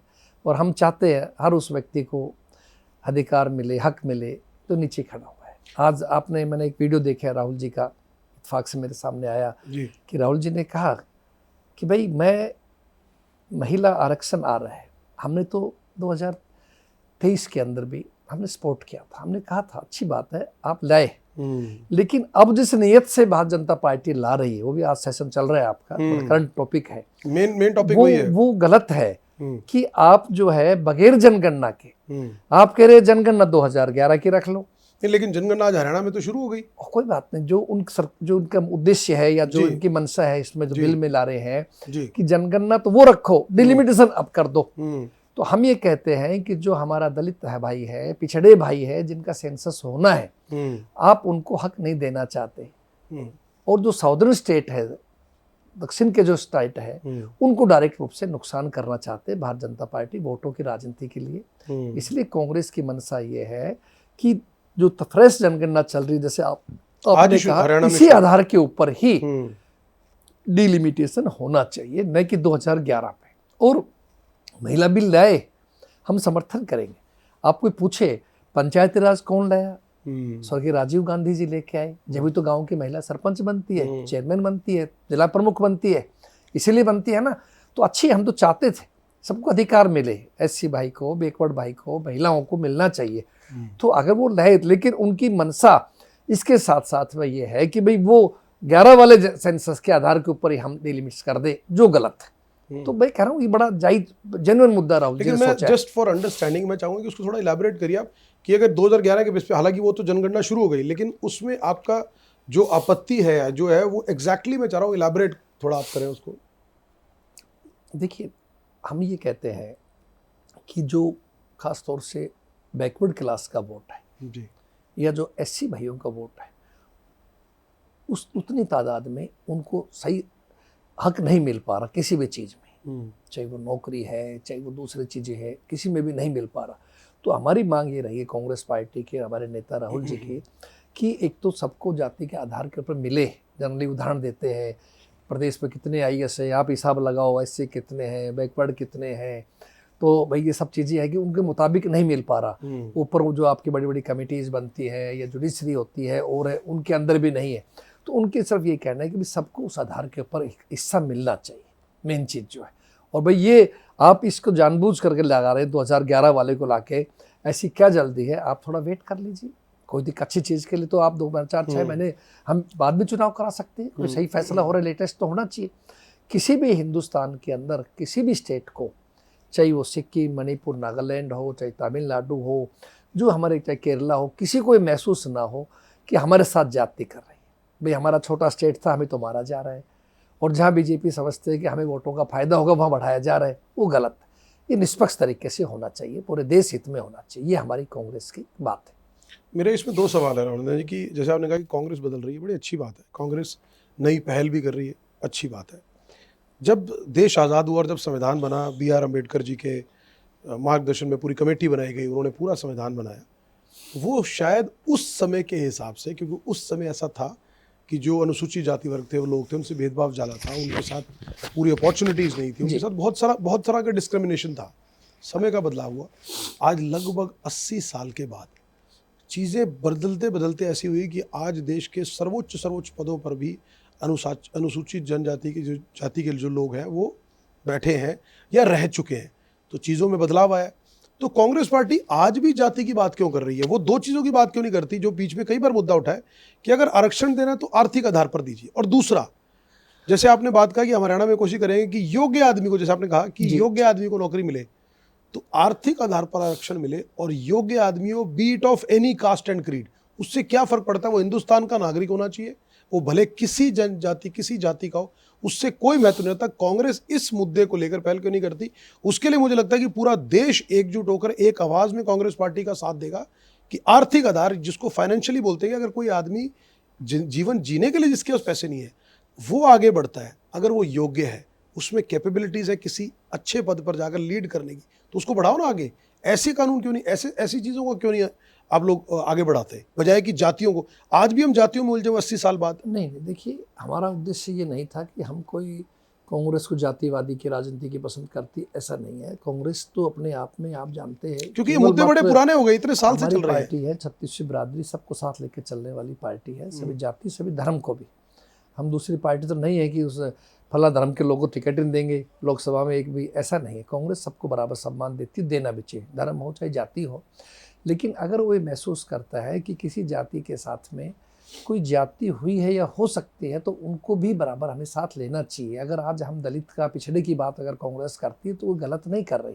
नहीं, लेकिन हम आपसे व्यू पॉइंट लूं, आर्थिक आधार पर आरक्षण होना चाहिए। मैं उस बात का होना चाहिए, बिल्कुल होना चाहिए। कोई बिल्कुल, मैं इस बात को बुरा नहीं मानता, ना कांग्रेस का विरोध कर रही है। और अगर आपको दो ऑप्शन दी जाए कि एक तरफ योग्य आदमी है और एक तरफ यार कि नहीं फलानी कास्ट वाले आदमी को देना है, आप as an individual, as a प्रदेशाध्यक्ष, आप जिम्मेवार पद पर है, आप योग्य आदमी के लिए तरजीह देंगे, भले वो किसी कास्ट का हो, या कहेंगे नहीं यार फलानी कास्ट के लोगों को अभी तक तवज्जो नहीं मिली, पहले इनको दे? आप व्यक्तिगत तौर पे नहीं, मैं इस बात से सहमत हूँ। और मैं भी जो आप सोच रहे भाई कह रहा हूँ, योग्य व्यक्ति को मिलना चाहिए, चाहे किसी जाति का हो, चाहे वो गरीब है, चाहे अमीर है, चाहे वो एक ब्राह्मण का, मुझे लगता है लोग इसे पसंद करेंगे इस बात को, ब्राह्मण का बेटा है, चाहे वो SC चमार भाई का, उससे क्या फर्क पड़ता है? बेटा हो, हिंदुस्तान का नागरिक है, देश का नागरिक है, बस। नहीं, बिल्कुल, ये बाकी सब चीजें गौण है उसके आगे, बिल्कुल, इसमें कोई शक नहीं। हम इसके पक्षधर है और हमेशा हमने इसका बात कभी विरोध नहीं किया कि योग्यता का नहीं, हमने उसको प्रायोरिटी दी है और माना गया है, और आगे ध्यान रखेंगे इस बात के ऊपर। जो आप कहते हैं जनता जो उम्मीद करती है, उस बात को हम पूरा बिगाड़। एक सवाल मैं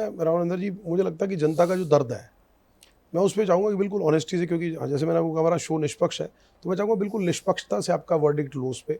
सवाल दोहराता हूँ, हरियाणा हो या कोई भी स्टेट हो, जहाँ जिन स्टेट्स में जो मुद्दे चल रहे हैं, पार्टी दर पार्टी सरकारें बदलती हैं लेकिन मुद्दे घूमते रहते हैं। जैसे हरियाणा के अंदर बेरोजगारी, भ्रष्टाचार, लॉ एंड ऑर्डर, जो आपने बातें की सारी, किसानों की, दो महत्वपूर्ण मुद्दे और हैं जो कोई भी सरकार आती है वो शायद, मुझे लगता है कि शायद उनकी टॉप प्रायोरिटी होनी चाहिए, लेकिन वो कहीं ना कहीं पीछे रहते हैं। शिक्षा और स्वास्थ्य, मैं इन दो की बात करता हूँ।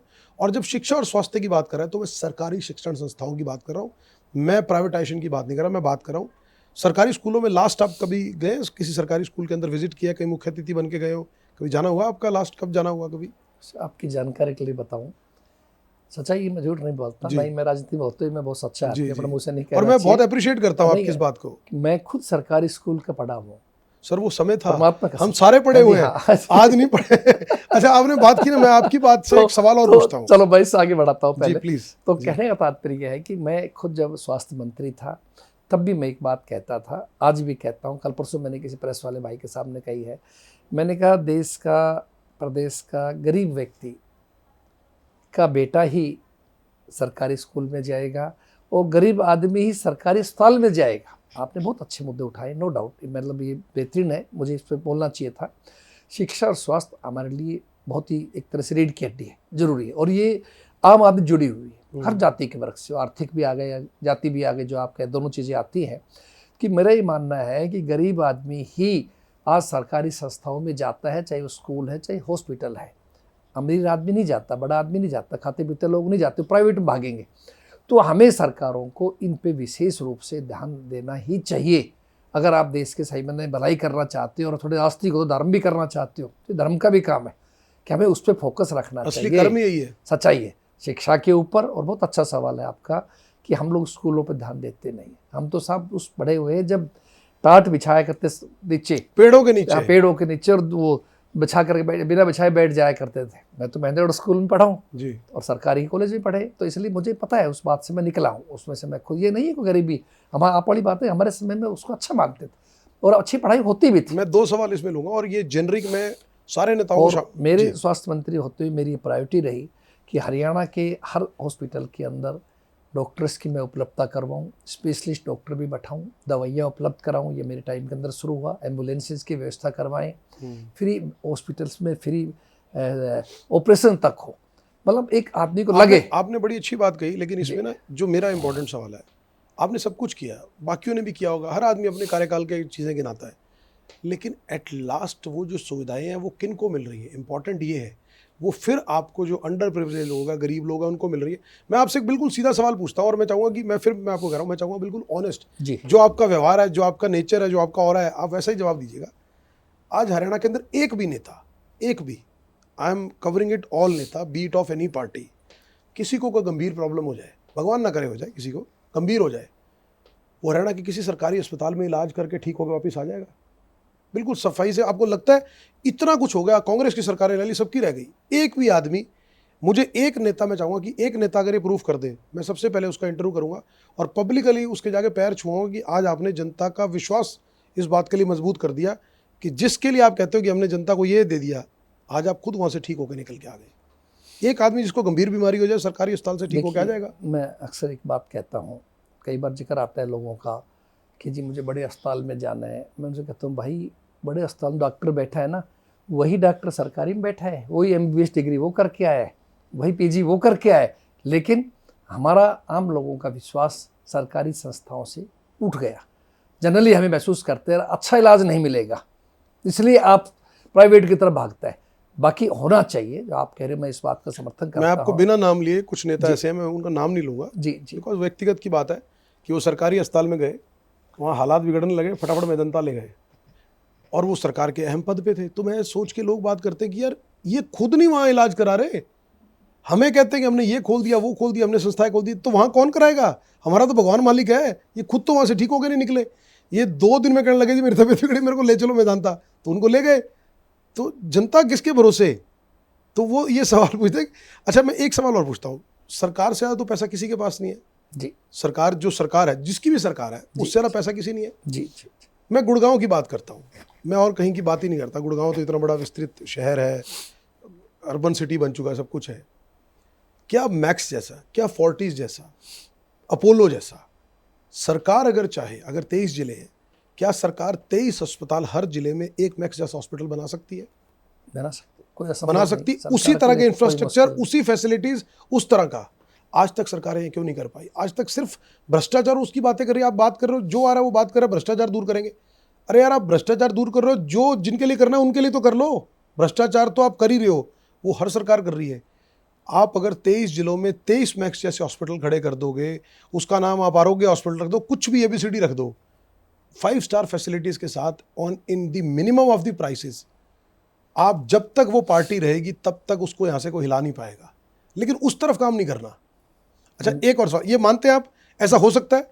तो मेरा ये सुझाव है, जनता का सुझाव है कि पार्टियों को सोचना चाहिए कि भैया ये इंफ्रास्ट्रक्चर क्रिएट बहुत करो। अच्छा सुझाव है आपका, और मैं इस बात की आपकी सोच की तारीफ करता हूँ, और मुझे लगता है कि हमें इस पे काम करना चाहिए। और मैं उम्मीद करता हूँ कि अगर परमात्मा ने आगे मौका दिया और जनता ने साथ दिया हमारी कांग्रेस पार्टी को, तो हम इसमें ज़रूर करेंगे। और मैं आपको आज इस इंटरव्यू के माध्यम से बोल रहा हूँ रविंद्र जी, ऐसा हुआ, आपकी सरकार आई, आप उस स्थिति में हुए और ऐसा कुछ आपने शिलान्यास भी किए कि हम करने जा रहे हैं।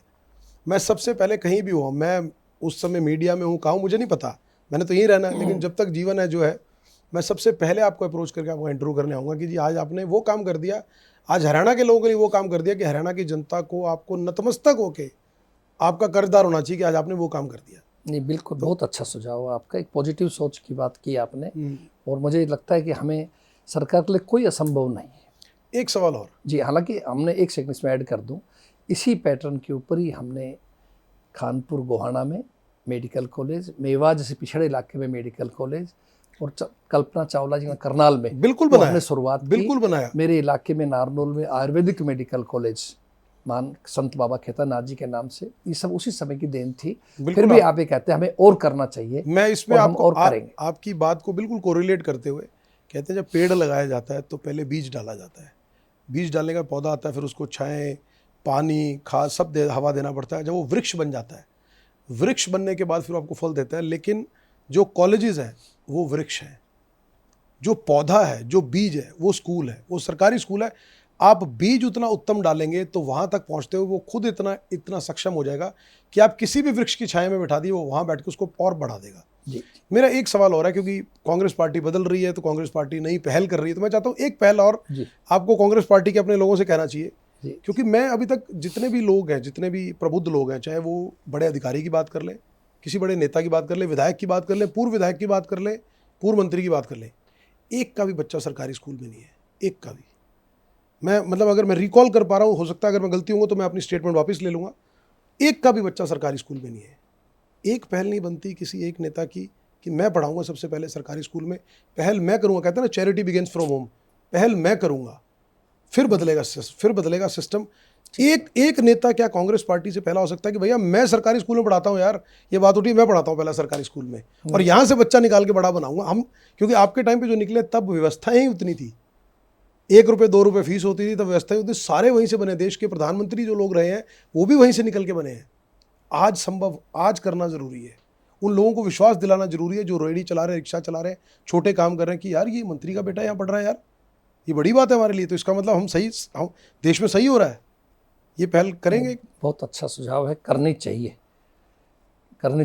मैं स्थिति थोड़ा आगे निकल गया और अभी मैं इस चीज़ पे नहीं सोच पाऊंगा, लेकिन ये ऐसा अच्छी सोच है आपको, ये हमें नेताओं में से किसी भी साथी को, कार्यकर्ता पर मुझे लगता है ये आपको मंचों के माध्यम से करनी चाहिए। बात भी मैं भी आप वाली बात जो बताई, आगे कहीं ना कहीं मैं अपने साथियों को भी कहूँगा कि हमें इसमें पहल करनी चाहिए, और हमें उस पर बराबर ध्यान, जिस तरह आपने अस्पताल की बात कही, वैसे ही शिक्षा संस्था की बात भी है कि हम प्राइवेट की तरफ भाग रहे हैं। कोई DPS सरकारी टीचर्स के बच्चे नहीं पढ़ रहे। मैं भी उसी बात पे आ रहा था कि जब सरकार का हम लोग ये महसूस करते हैं कि हमारा बेटा BA BEd है, MA BEd है, अध्यापक लगाए सरकार, लेकिन हम ये नहीं कहना चाहते कि उस लगे हुए टीचर का बेटा उस स्कूल में पढ़ रहा हो जिससे पढ़ा रहे हो। ऐसा नहीं है, जो कि अच्छी बात है। इसके लिए भी कानून बनना चाहिए। आपके दक्षिण हरियाणा से ही राव नरवीर जी हैं, अभी मंत्री हैं जी, मैंने उनकी इस बात के लिए सराहना की थी और मैंने उस पर एक वीडियो बनाया था। उन्होंने एक पब्लिकली मंच पे यहाँ गुड़गांव के कार्यक्रम में महिपाल ढांडा जी जो शिक्षा मंत्री वो और उस कार्यक्रम के अंदर मौजूद थे, राव नरवीर जी ने पब्लिकली कहा कि हम ये जो कार्यक्रम कर रहे हैं किसके लिए कर रहे हैं। कहते हैं जितने टीचर्स अंदर बैठे इनमें से एक आदमी हाथ उठा दे कि उसका बच्चा सरकारी स्कूल में पढ़ रहा है। सपोज 100 लोग बैठे थे तो एक ने हाथ उठाया, 99 टीचर्स के बच्चे खुद प्राइवेट संस्थानों में। तो उन्होंने कहा यार हम किसको छलावा दे रहे हैं। कहते आज जिनके बच्चे, जिनकी लड़कियां सरकारी स्कूलों में पढ़ रहे हैं, उनको कोई बहाना नहीं चाहता अपने बेटों के साथ। स्थिति ये है, मैं ऑन कैमरा ये बात कह रहा हूं कि अगर सरकारी स्कूलों का सिस्टम वैसा हो जाए, मैं खुद अपने बच्चों को सरकारी, लेकिन हम क्यों नहीं पढ़ाते, क्योंकि सिस्टम ही नहीं है, वहां पर सुविधा नहीं। वहां देख के हालत होती है यार ये हालत है। सरकार बात करती पैसों की, इतना फंड्स होने के बाद ये हालत है सरकारी स्कूल, जर्जर हालत है जहाँ पढ़ाने के लिए। मतलब अगर हम एक स्मार्ट क्लास बना देते हैं किसी सरकारी स्कूल में तो उसका क्रेडिट लेने के लिए मंत्री, नेता, विधायक सारे आते हैं कि हमने एक स्मार्ट क्लास बना दी। स्मार्ट क्लास से थोड़ी होगा, सिस्टम चेंज करने से होगा। सिर्फ एक स्मार्ट क्लास से नहीं होगा। अगर वहाँ फ़ौरन से आपके पास लोग आए और ये कहें जी ये हमारे गवर्नमेंट स्कूल्स हैं, आप स्कूल देखिए और प्राइवेट को कंपैरिजन कीजिए, प्राइवेट स्कूल की ज़रूरत ही नहीं पड़ेगी अगर सरकार वो कर देगी तो।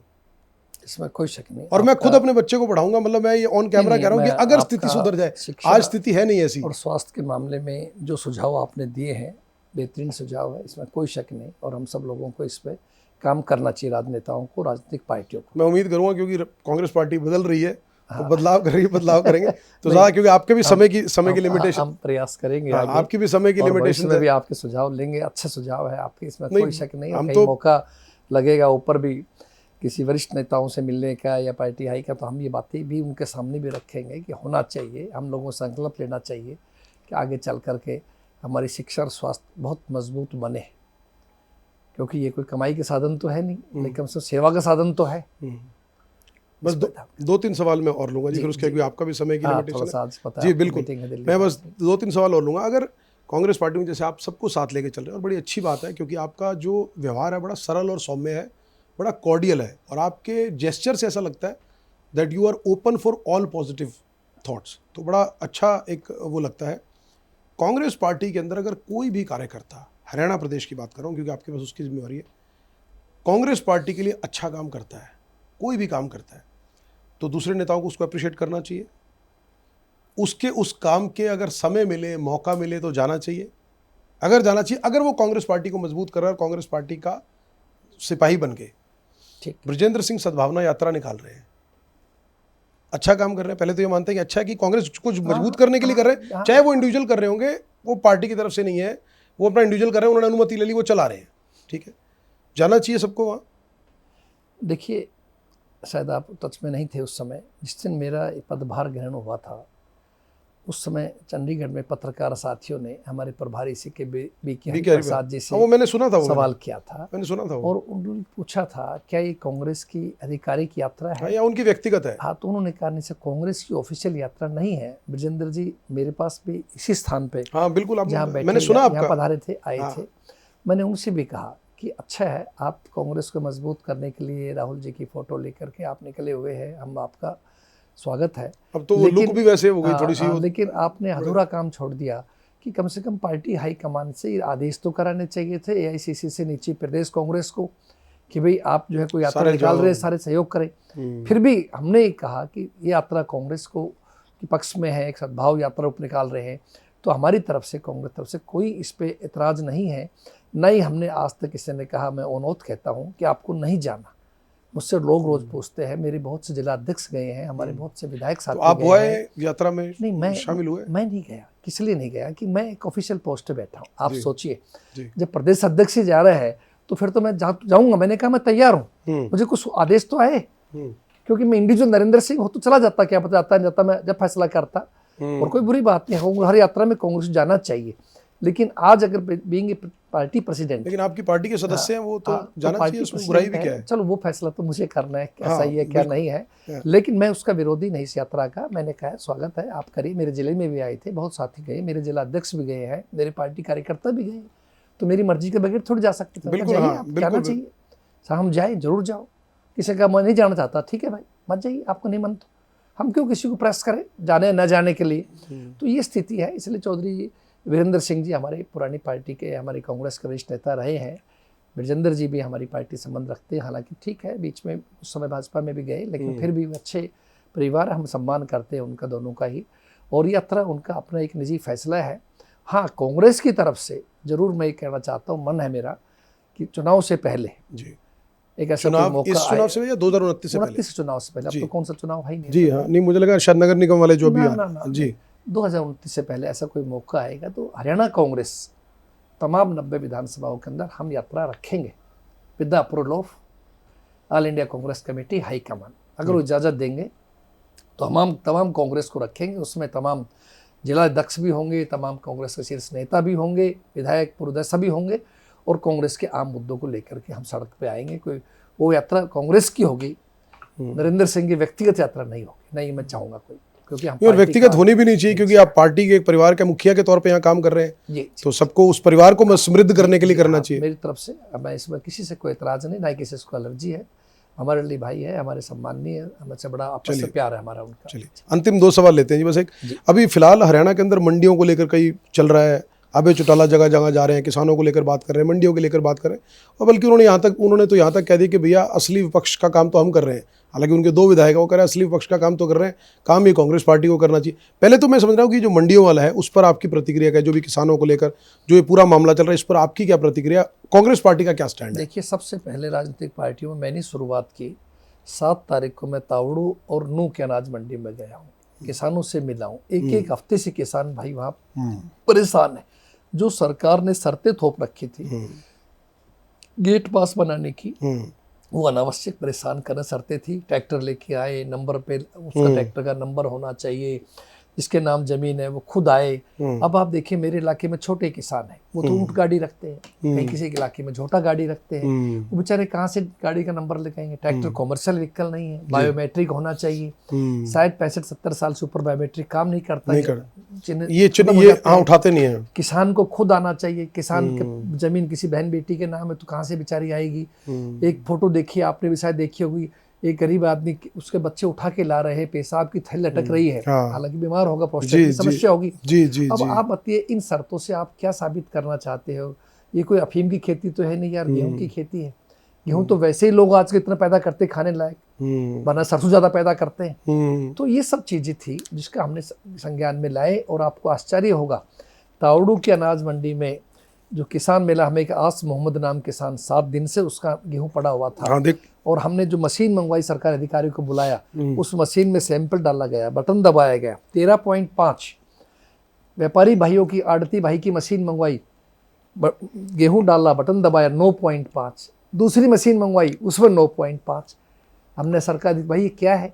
तो 4 उसका अंतर, 4 के परेशान करना चाहते हैं क्योंकि 12 पॉइंट तक छूट है। इसका मतलब आप सरकार और उसके अधिकारी की नीयत ठीक नहीं है। हमने उनको बड़ा जलील किया। तो आप जब उसको करा तो फिर उसमें मशीन में फॉल्ट आया, उसमें क्या? नहीं, मनसा खराब है। आप जो नमी थी बेमौसमी वर्षा से, उसके बारे में परेशान करने की नीयत थी। सरकार के मंत्री बयान देते हैं भाजपा के कि बारिश से किसान को फायदा हुआ है, उसका 2% तो अनाज बढ़ गया। तो हमने कहा जहाँ ओला हुआ तो 4% बढ़ जाएगा। कभी पकी फसल के बाद में वजन नहीं बढ़ता, बल्कि मैंने खुद मंडियों में देखा है, अनाज गीला था, गेहूं की फसल की चमक खत्म हो गई। फिर उसके बाद में सोनीपत गया, पानीपत गया, घरौंडा गया, और आपका अम्बाला गया, यमुनानगर गया, समालखा गया। कल मेरा रेवाड़ी का प्रोग्राम है। तो हम सब जगह जा रहे हैं, किसान भाइयों से मिल रहे हैं, व्यापारी भाइयों से मिलते हैं, पूछते हैं, कहते हैं किसान भाई समस्या उतंग नहीं करना चाहिए। पलवल में भी होकर के आए हम 2 दिन पहले। तो ये सब चीज़ें हैं जो कांग्रेस ने शुरुआत की। और कुरुक्षेत्र में और करनाल के राज मंडियों में भी हमारी कांग्रेस तरफ से हमारे CLP लीडर श्री भूपेंद्र सिंह हुड्डा जी गए हैं, और भी कई जगह गए हैं अपने वो। तो कहने तात्पर्य कांग्रेस तमाम नेता, भाई दीपेंद्र जी भी गए हैं जी। तो अभी मेरे ख्याल सेशन चल रहा है वैसे, वरना और दूसरे नेता वो भी अपने स्थानों से अपने हिसाब से जा रहे हैं जी। तो कहने का अर्थ है कि कांग्रेस पार्टी जो मुख्य विपक्षी पार्टी है, सवाल 2,37 का नहीं है, सवाल तो कांग्रेस ही है, उसका तो कोई मुकाबला नहीं है। तो हम लोग अपनी जिम्मेदारी को समझते हैं। विधानसभा के अंदर भी जोर शोर से हमारे सभी विधायक साथियों ने जबरदस्त तरीके से विपक्ष का रोल अदा किया, बातें उठाई, सरकार को मजबूर किया, जो बातें कहनी थी वो कहना चाहिए, आगे भी कहेंगे। तो मैं जिम्मेदारी के साथ आपको कह रहा हूँ, कांग्रेस पार्टी एक मजबूत विपक्ष की भूमिका निभा रही है। पिछले 6 महीने से अधिक समय से कांग्रेस सड़कों के ऊपर है। आपका विपक्षी भाई विरोधी भी कहते हैं कि हाँ, कांग्रेस में तेजी से काम चल रहा है, बिना किसी निष्पक्ष भेदभाव के, बिना किसी बात की जानकारी, सबको साथ लेके चलने का मेरा संकल्प है। और जब तक इस पद पे हूँ, मैं जिम्मेदारी के साथ कहता हूँ, सबको साथ लेके चलूंगा, पार्टी को मजबूत बनाऊंगा, अनुशासित पार्टी बनाऊंगा, संगठन को गांव लेवल तक ले जाएंगे। और आने वाले समय में कांग्रेस के 2029 चुनाव में लोकसभा और विधानसभा हो, लोगों की मन की पसंद की सरकार, कांग्रेस सरकार बनवाएंगे, हरियाणा में भी और केंद्र के अंदर भी। ये मेरा संकल्प। चलिए, जो आप भाव लेके चल रहे हैं, उम्मीद भी यही करेंगे कि इसको आप ग्राउंड पे वैसे ही एग्जीक्यूट कर पाएँ, ताकि जो विजन आप बता रहे हैं वैसा ही विजन कांग्रेस पार्टी उसको अकम्प्लिश करे 2029 में, स्टेट में और सेंटर के अंदर भी।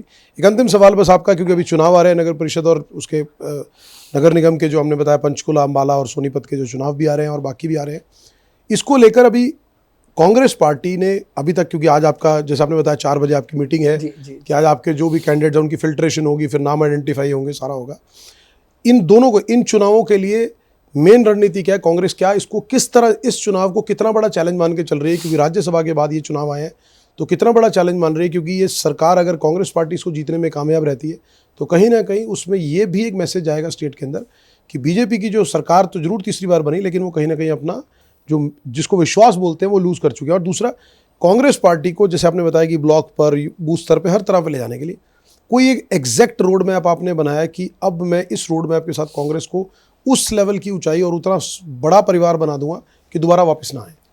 देखिए, जहाँ तक नगर निगम के चुनाव का प्रश्न है, हरियाणा में 3 नगर निगम, पंचकुला, अंबाला, सोनीपत और 3 एक नगर परिषद पालिका रेवाड़ी हो गई। हमारी कांग्रेस पार्टी ने मैनिफेस्टो कमेटी बनाई है। गीता बुक्कल जी जो 5वीं बार विधायक है, मंत्री भी रही हैं जी, उनके नेतृत्व में एक मैनिफेस्टो कमेटी बनी है सीनियर लोगों की। वो कमेटी आने वाले निकट 2-3 दिन के अंदर अंदर रिपोर्ट्स देगी और हमने ये लोगों से जो मैनिफेस्टो में जो वायदा करेंगे वही वायदा करेंगे जो पार्टी हमारे मेयर आने पर हम लोग कर सकते हैं। और हमारा यही उद्देश्य है, शहर के अंदर अगर कोई गांव से आदमी आता है किस लिए आता है कि शहर में रहेंगे, साफ सफाई मिलेगी, पानी, सीवरेज सुविधाएं मिलेंगी। अगर वो सुविधा भी नहीं है शहरों में तो बेचारा फिर तो गांव में उसका अपना घर है ना, या क्यों किराया दे रहा है, क्यों खर्चे करके मकान बना रहा है। तो इसलिए वो चीज़ जरूर मिलनी चाहिए शहर में रहने वाले लोगों को जिसकी उम्मीद करते हैं। तो कांग्रेस पार्टी उसके लिए बिल्कुल संकल्प करती है, पूरी तरह साथ लेकर चलने का वायदा करती है और लोगों के बीच में जाएंगे, लोग विश्वास दिलाएंगे। बीजेपी को आपने 10 साल से देख रहे हो, जो आज हर तरह से लोग परेशान हैं शहरों के अंदर, तो उसको हम परेशानी को दूर करवाएंगे, ये हमारा संकल्प है। और आपने कहा कि आगे कांग्रेस का रोड मैप कब, मैंने बताया आपको कि पूरी तरह से आने वाले समय में हम जनहित के मुद्दों को भी जनता के बीच के अंदर लेके जाएंगे और पूरे प्रदेश के अंदर भी जो समस्याएं हैं उनको उठा करके समय समय पे हम लोग तमाम हरियाणा के सभी जिलों में और फिर सभी विधानसभाओं तक अंदर जा कर के हम लोग बीच में जाएंगे। थोड़ा किसान का फ्री हो जाता है, कांग्रेस पार्टी जा कर के लोग बीच में जाएगी, उनकी बात को सुनेगी और जोर शोर ढंग से उठाएगी। आपने जो बात की, बस मैं उसको अंतिम सवाल में लेते हुए कि आपने कहा कि भाई हम कांग्रेस जा करके, क्योंकि शहर के अंदर कोई आ रहा है उसको साफ सफाई मिलनी चाहिए मेयर बनने के बाद, जनता को या जहाँ जहाँ पर चुनाव है वहाँ लोगों को विश्वास दिला पाएंगे? क्योंकि जो विधायक चुने गए आज वो विपक्ष में बैठे हैं, उनको सपोर्ट नहीं मिलती, बीच बीच में वो बोल देते हैं कि सरकार से सपोर्ट नहीं मिल रही, हमें काम नहीं मिल रहा, हमें बजट नहीं मिल रही, हमारी घोषणाएं नहीं हो रही। तो मेयर अगर आप बना भी लोगे, पार्टी उनका, विधायक उनकी, सरकार उनकी, तो लगता है कि आप जनता को विश्वास दिलाओ कि भैया हमारा बना दो, हम काम करवा देंगे। बाद में ये तो नहीं कहेंगे बनने के बाद कि भाई साहब वो सपोर्ट नहीं कर रहे हमारे को, हमें मिल नहीं रहा फंड से। हम मजबूर करेंगे सरकार को। और अंबाला में हमारे कांग्रेस के विधायक हैं Nirmal Singh ji, very senior leader. जी जी जी, बहुत सीनियर। पंचकुला के अंदर हमारे विधायक चंद्रमोहन जी, और डिप्टी सीएम भी रहे हैं। जी जी। तो इसलिए ऐसा नहीं है, आज भी आपके सामने 2 तो हमारे विधायक बैठे। जब विधायक चुन के आ सकते हैं तो मेयर की क्या दिक्कत है? वही तो वोटर है जिन्होंने चुना था। इसलिए मुझे पूरा भरोसा है कि कांग्रेस ये चुनाव नगर निगम के हर हालत के अंदर अच्छे वोटों जीतेगी। मैं एक अंतिम सवाल मिस कर गया जी, बस लास्ट ले लेता हूँ, मेरा एकदम रिकॉल आ गया। 2009 में जब हरियाणा जनहित कांग्रेस पार्टी में आप थे, 5 विधायक, जो 6 विधायक जीत के आए थे, कुलदीप बिश्नोई जी थे, क्योंकि मैं सबसे पहले पूछना चाह रहा था लेकिन मैं मिस कर गया, मैं इस सवाल को मिस कर गया। तो आप लोगों ने बाद में कांग्रेस पार्टी के अंदर शामिल हुए, सरकार का हिस्सा बने, ठीक है, क्योंकि 40 MLA थे भूपेंद्र सिंह हुड्डा के। आज कुलदीप बिश्नोई को, क्योंकि आप क्लोजली जानते हैं, भजनलाल जी के साथ जुड़े रहे, वो PhD कहा जाता था स्वर्गीय चौधरी भजनलाल जी को हरियाणा की राजनीति, और जिस तरह से उन्होंने सरकारें बनाई वो सबको पता है। देवीलाल जैसे पुरोधा को अब दस्त करके और किस तरह से शपथ लेना, वो सब सारे सबके सामने है। 2009 में आप क्लोजली कुलदीप बिश्नोई के साथ उनकी पार्टी का हिस्सा थे, उसके बाद आप कांग्रेस में और लगातार कांग्रेस में हैं। व्यक्तिगत तौर पे आप कैसे देखते हैं जो आपने पूरा घटनाक्रम आपके जो सामने हुआ था? आपको लगता है कि वो कुलदीप बिश्नोई की कांग्रेस पार्टी में उस समय शामिल न होना बहुत बड़ी राजनीतिक चूक थी? शायद वो उस समय अगर राजनीतिक कांग्रेस पार्टी में शामिल हो जाते या विलय कर देते तो वो अपने परिवार का, सबका, हर चीज़ का रिवाइवल कर जाते। आपको लगता है कि वो एक बहुत बड़ी राजनीतिक चूक थी उनकी? देखिए, वैसे तो अब वो उस बात पे चर्चा करना नहीं, फिर भी क्योंकि वो नहीं है, लोग बात करते हैं आज भी, लोग आज भी बात करते हैं यार वो गलती थी, वो उन्होंने चूक करी, वो उनको करना चाहिए था। इसमें भी कोई शक नहीं, जो आप कह रहे हैं वो ठीक बात है। वैसे तो हर, क्योंकि आप तो क्लोजली उसका हिस्सा थे, आप तो खुद विधायक थे। हर व्यक्ति का अपना एक फैसला है, ज्यादा तो कुलदीप जी ही बता सकते हैं सही मायने में, लेकिन जो उसके आफ्टर इफेक्ट्स आए। लेकिन मेरी ये जरूर कहूँगा, मैं भी जैसे आपने कहा है कि मैं भी उस फैसले को एक राजनीतिक भूल मानता हूँ।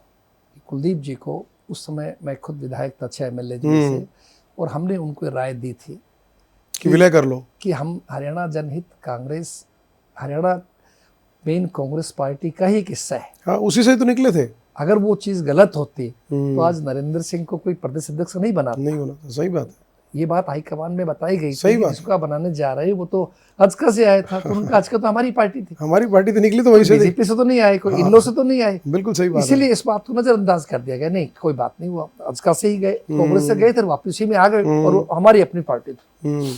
तो कहने तात्पर्य उस समय हमने सुझाव भी दिया था कुलदीप जी को, लेकिन कई बार समय बलवान है, वो उस बात को नहीं गौर कर पाए हमारी बात को। हमने कहा था कि आपको पार्टी का विलय करें या पार्टी की तरफ समर्थन दे, अच्छा होता जैसे भी। और हम सब भी कहा था कि अपने को पॉजिटिवली बात करके, प्रदेश के लोग भी चाहते हैं कांग्रेस सरकार बने, लेकिन अब ये उनका निजी फैसला था, अब आप ज़्यादा समझ सकते हैं। तो उन्होंने भी रोकने की कोशिश की थी कि मुझे पाँच तो मेरे जा रहे हैं, वो अकेले बच्चे थे, तो उन्होंने रोकने की कोशिश की थी कि यार मेरे साथ तो तुम जीत गए, मुझे छोड़ के 5 उधर जा रहे हो। रोकने की कोशिश की थी कुलदीप जी ने। नहीं, ऐसा नहीं है। कुलदीप जी के साथ हमारे बड़े अच्छे मधुर संबंध रहे, हम बड़े नज़दीक रहे साथी, राज भी है, हमका एक दूसरे को रिगार्ड करते हैं। नहीं, वो तो है ही है, बिल्कुल दुश्मनी किसी के नहीं। वरिष्ठ आदमी है, उनका एक बड़ा राजनीतिक स्ट्रॉन्ग पृष्ठभूमि है। भजनलाल जी मेरे व्यक्तिगत मेरे लिए बड़े आदरणीय रहे, मेरे पिताजी के साथ वो रहे, पिताजी उनके साथ मंत्री रहे, जी, जैसे मैं बूढ़ा साहब के साथ मंत्री जी, रहा, जी, जी। तो इसलिए हमारे लिए सम्माननीय रहे। भजनलाल जी का बड़ा एक अच्छा कद रहा, बड़े सुलझे हुए व्यक्ति थे। मुझे भी उनके साथ बतौर विधायक भी काम करने का मौका मिला 96 में, 2000 में उनके साथ में मिलने रहा, और उनका बड़ा मेरे साथ प्यार भी रहा, इसमें कोई शक नहीं। और भाई चंद्रमोहन कुलदीप जी के साथ भी मेरे व्यक्तिगत अच्छे संबंध हैं थे। बाकी ठीक बात है आपकी, कई बार राजनीति में या जीवन में, नोट राजनीति उस समय नहीं, आदमी में कोई कभी मौके आते हैं, वो कहते हैं ना समय को पकड़ लेना चाहिए, वरना वो गंजा होता है निकल जाएगा। तो वो बात होती है कि भाई वो रेत की तरह है, मुट्ठी दबाओगे तो रेत, तो वो जो है ना वो नहीं था, और होता तो आज स्टेज पता नहीं क्या होती, फिर तो आज हो सकता है मैं इस पद पे हूं, मेरी जगह वो होती, ये भी कोई बड़ी बात नहीं। क्योंकि उस समय तो इस तरह की बातें भी निकल गई थी, उनको ये कहा गया था कि उनको मुख्यमंत्री बना रहे हैं, रेणुका जी को केंद्र भेजा जा रहा था, बहुत कुछ थी ऐसे निकल गए थे, अगर वो कर देते तो शायद। चलो खैर कोई बात नहीं, लेकिन मेरा इस सवाल के माध्यम से एक बात मैं और कहना चाहूँगा साथ में, उन सभी साथियों से, भाइयों से जो कभी कांग्रेस का हिस्सा थे और जिनकी मन में कांग्रेस के प्रति इज्जत है, सम्मान है, या कांग्रेस की नीतियों में विश्वास करते हैं, उनके लिए हमारे दरवाजे खुले हैं। बशर्ते के अनुशासन में रहें, हमारे साथ मिलकर चले, हमारे नेता के प्रति पूरी इज्जत रखे, श्रद्धा रखे, उनमें आदरणीय खड़गे जी, आदरणीय राहुल जी में विश्वास रखे, पार्टी की नीति रखे। मेरे लिए कोई अछूत नहीं, हम सब चाहते हैं सब साथी आए, उनका स्वागत है, और अच्छी तरह से हम मिलकर काम करें, प्रदेश को और मजबूत बनाएं, पार्टी को मजबूत बनाएं, और आने वाले समय में कांग्रेस के रूप में प्रदेश की सेवा करें। मुझे लगता है आपके दरवाजे खुले हैं, तो कुछ लोग मुझे लगता है आने की तैयारी भी कर रहे होंगे शायद। तो समय के समय का ज्वाइन करेंगे समय के साथ। तो बहुत बहुत धन्यवाद राहुल नेता जी, और आपने पूरी जिसको बोलते हैं वाकई में निष्पक्षता के साथ में बात की, और आपका सरल और सौम्य स्वभाव जो है, और एक जो भाव है आपके ना सबको साथ ले, मुझे लगता है कि वो कहीं ना कहीं निश्चित तौर पर जिस जिम्मेवारी के साथ आप निर्वहन कर रहे हैं हरियाणा प्रदेश में, मुझे लगता है कांग्रेस पार्टी को वाकई में ही वो उस दिशा में ले जाने का काम जरूर करेगी। Sooner or later you will reach at that destination. उम्मीद करता हूँ भगवान हमारी शक्ति दे परमात्मा कि मैं उम्मीदों पे खरा हमारी बहुत शुभकामनाएं आपके साथ कि आप स्वस्थ रहें, दीर्घायु हों, और जो पार्टी के अध्यक्ष के नाते आपकी जिम्मेवारी आप उसी तरह निर्वहन करते हुए प्रदेश हित के लिए लगातार मुद्दे उठाते रहें। ऐसी हमारी बहुत आपके लिए शुभेच्छाएं हैं। बहुत धन्यवाद, बहुत शुभेच्छा। आप पधारे, आपका और आपके साथियों का बहुत शुभेच्छा, हार्दिक आभार, बहुत धन्यवाद जी। तो आज हमारे साथ थे हरियाणा कांग्रेस प्रदेश के अध्यक्ष राव नरेंद्र सिंह जी, और बहुत हमने खुलकर बातें की, कुछ ऐसे मुद्दों पर भी बात की जो शायद जनता चाहती है कि बात की जाए, उनसे सवाल लिए जाए। राव नरेंद्र जी की जो खासियत हमने पहले भी शुरुआत में भी चर्चा की, वही उनकी खासियत है, एक सरल और सौम्य स्वभाव, और सबसे बड़ी बात की उस आत्मीयता और सकारात्मक भाव के साथ हर मुद्दे और हर पहलू को लेना, और इस भाव को साथ में एक्सेप्ट करना कि वो उसी भाव के साथ प्रदेश की राजनीति के अंदर उसको आगे बढ़ाएंगे। आपको हमारा प्रोग्राम ये कैसा लगा, तो आप ज़रूर अपना फीडबैक दीजिएगा, और हमारे इस निष्पक्ष कार्यक्रम के अंदर आप और किस नेताजी को देखना चाहेंगे जिनसे सवाल जवाब हो, वो कमेंट बॉक्स में भी हमारे साथ जरूर मेंशन करिए। और इसी तरह से आप चैनल फॉर न्यूज़ इंडिया और हमारे इस खास शो को अपना सपोर्ट करते रहिए और आगे के लिए मार्गदर्शन देते रहिए। बहुत धन्यवाद।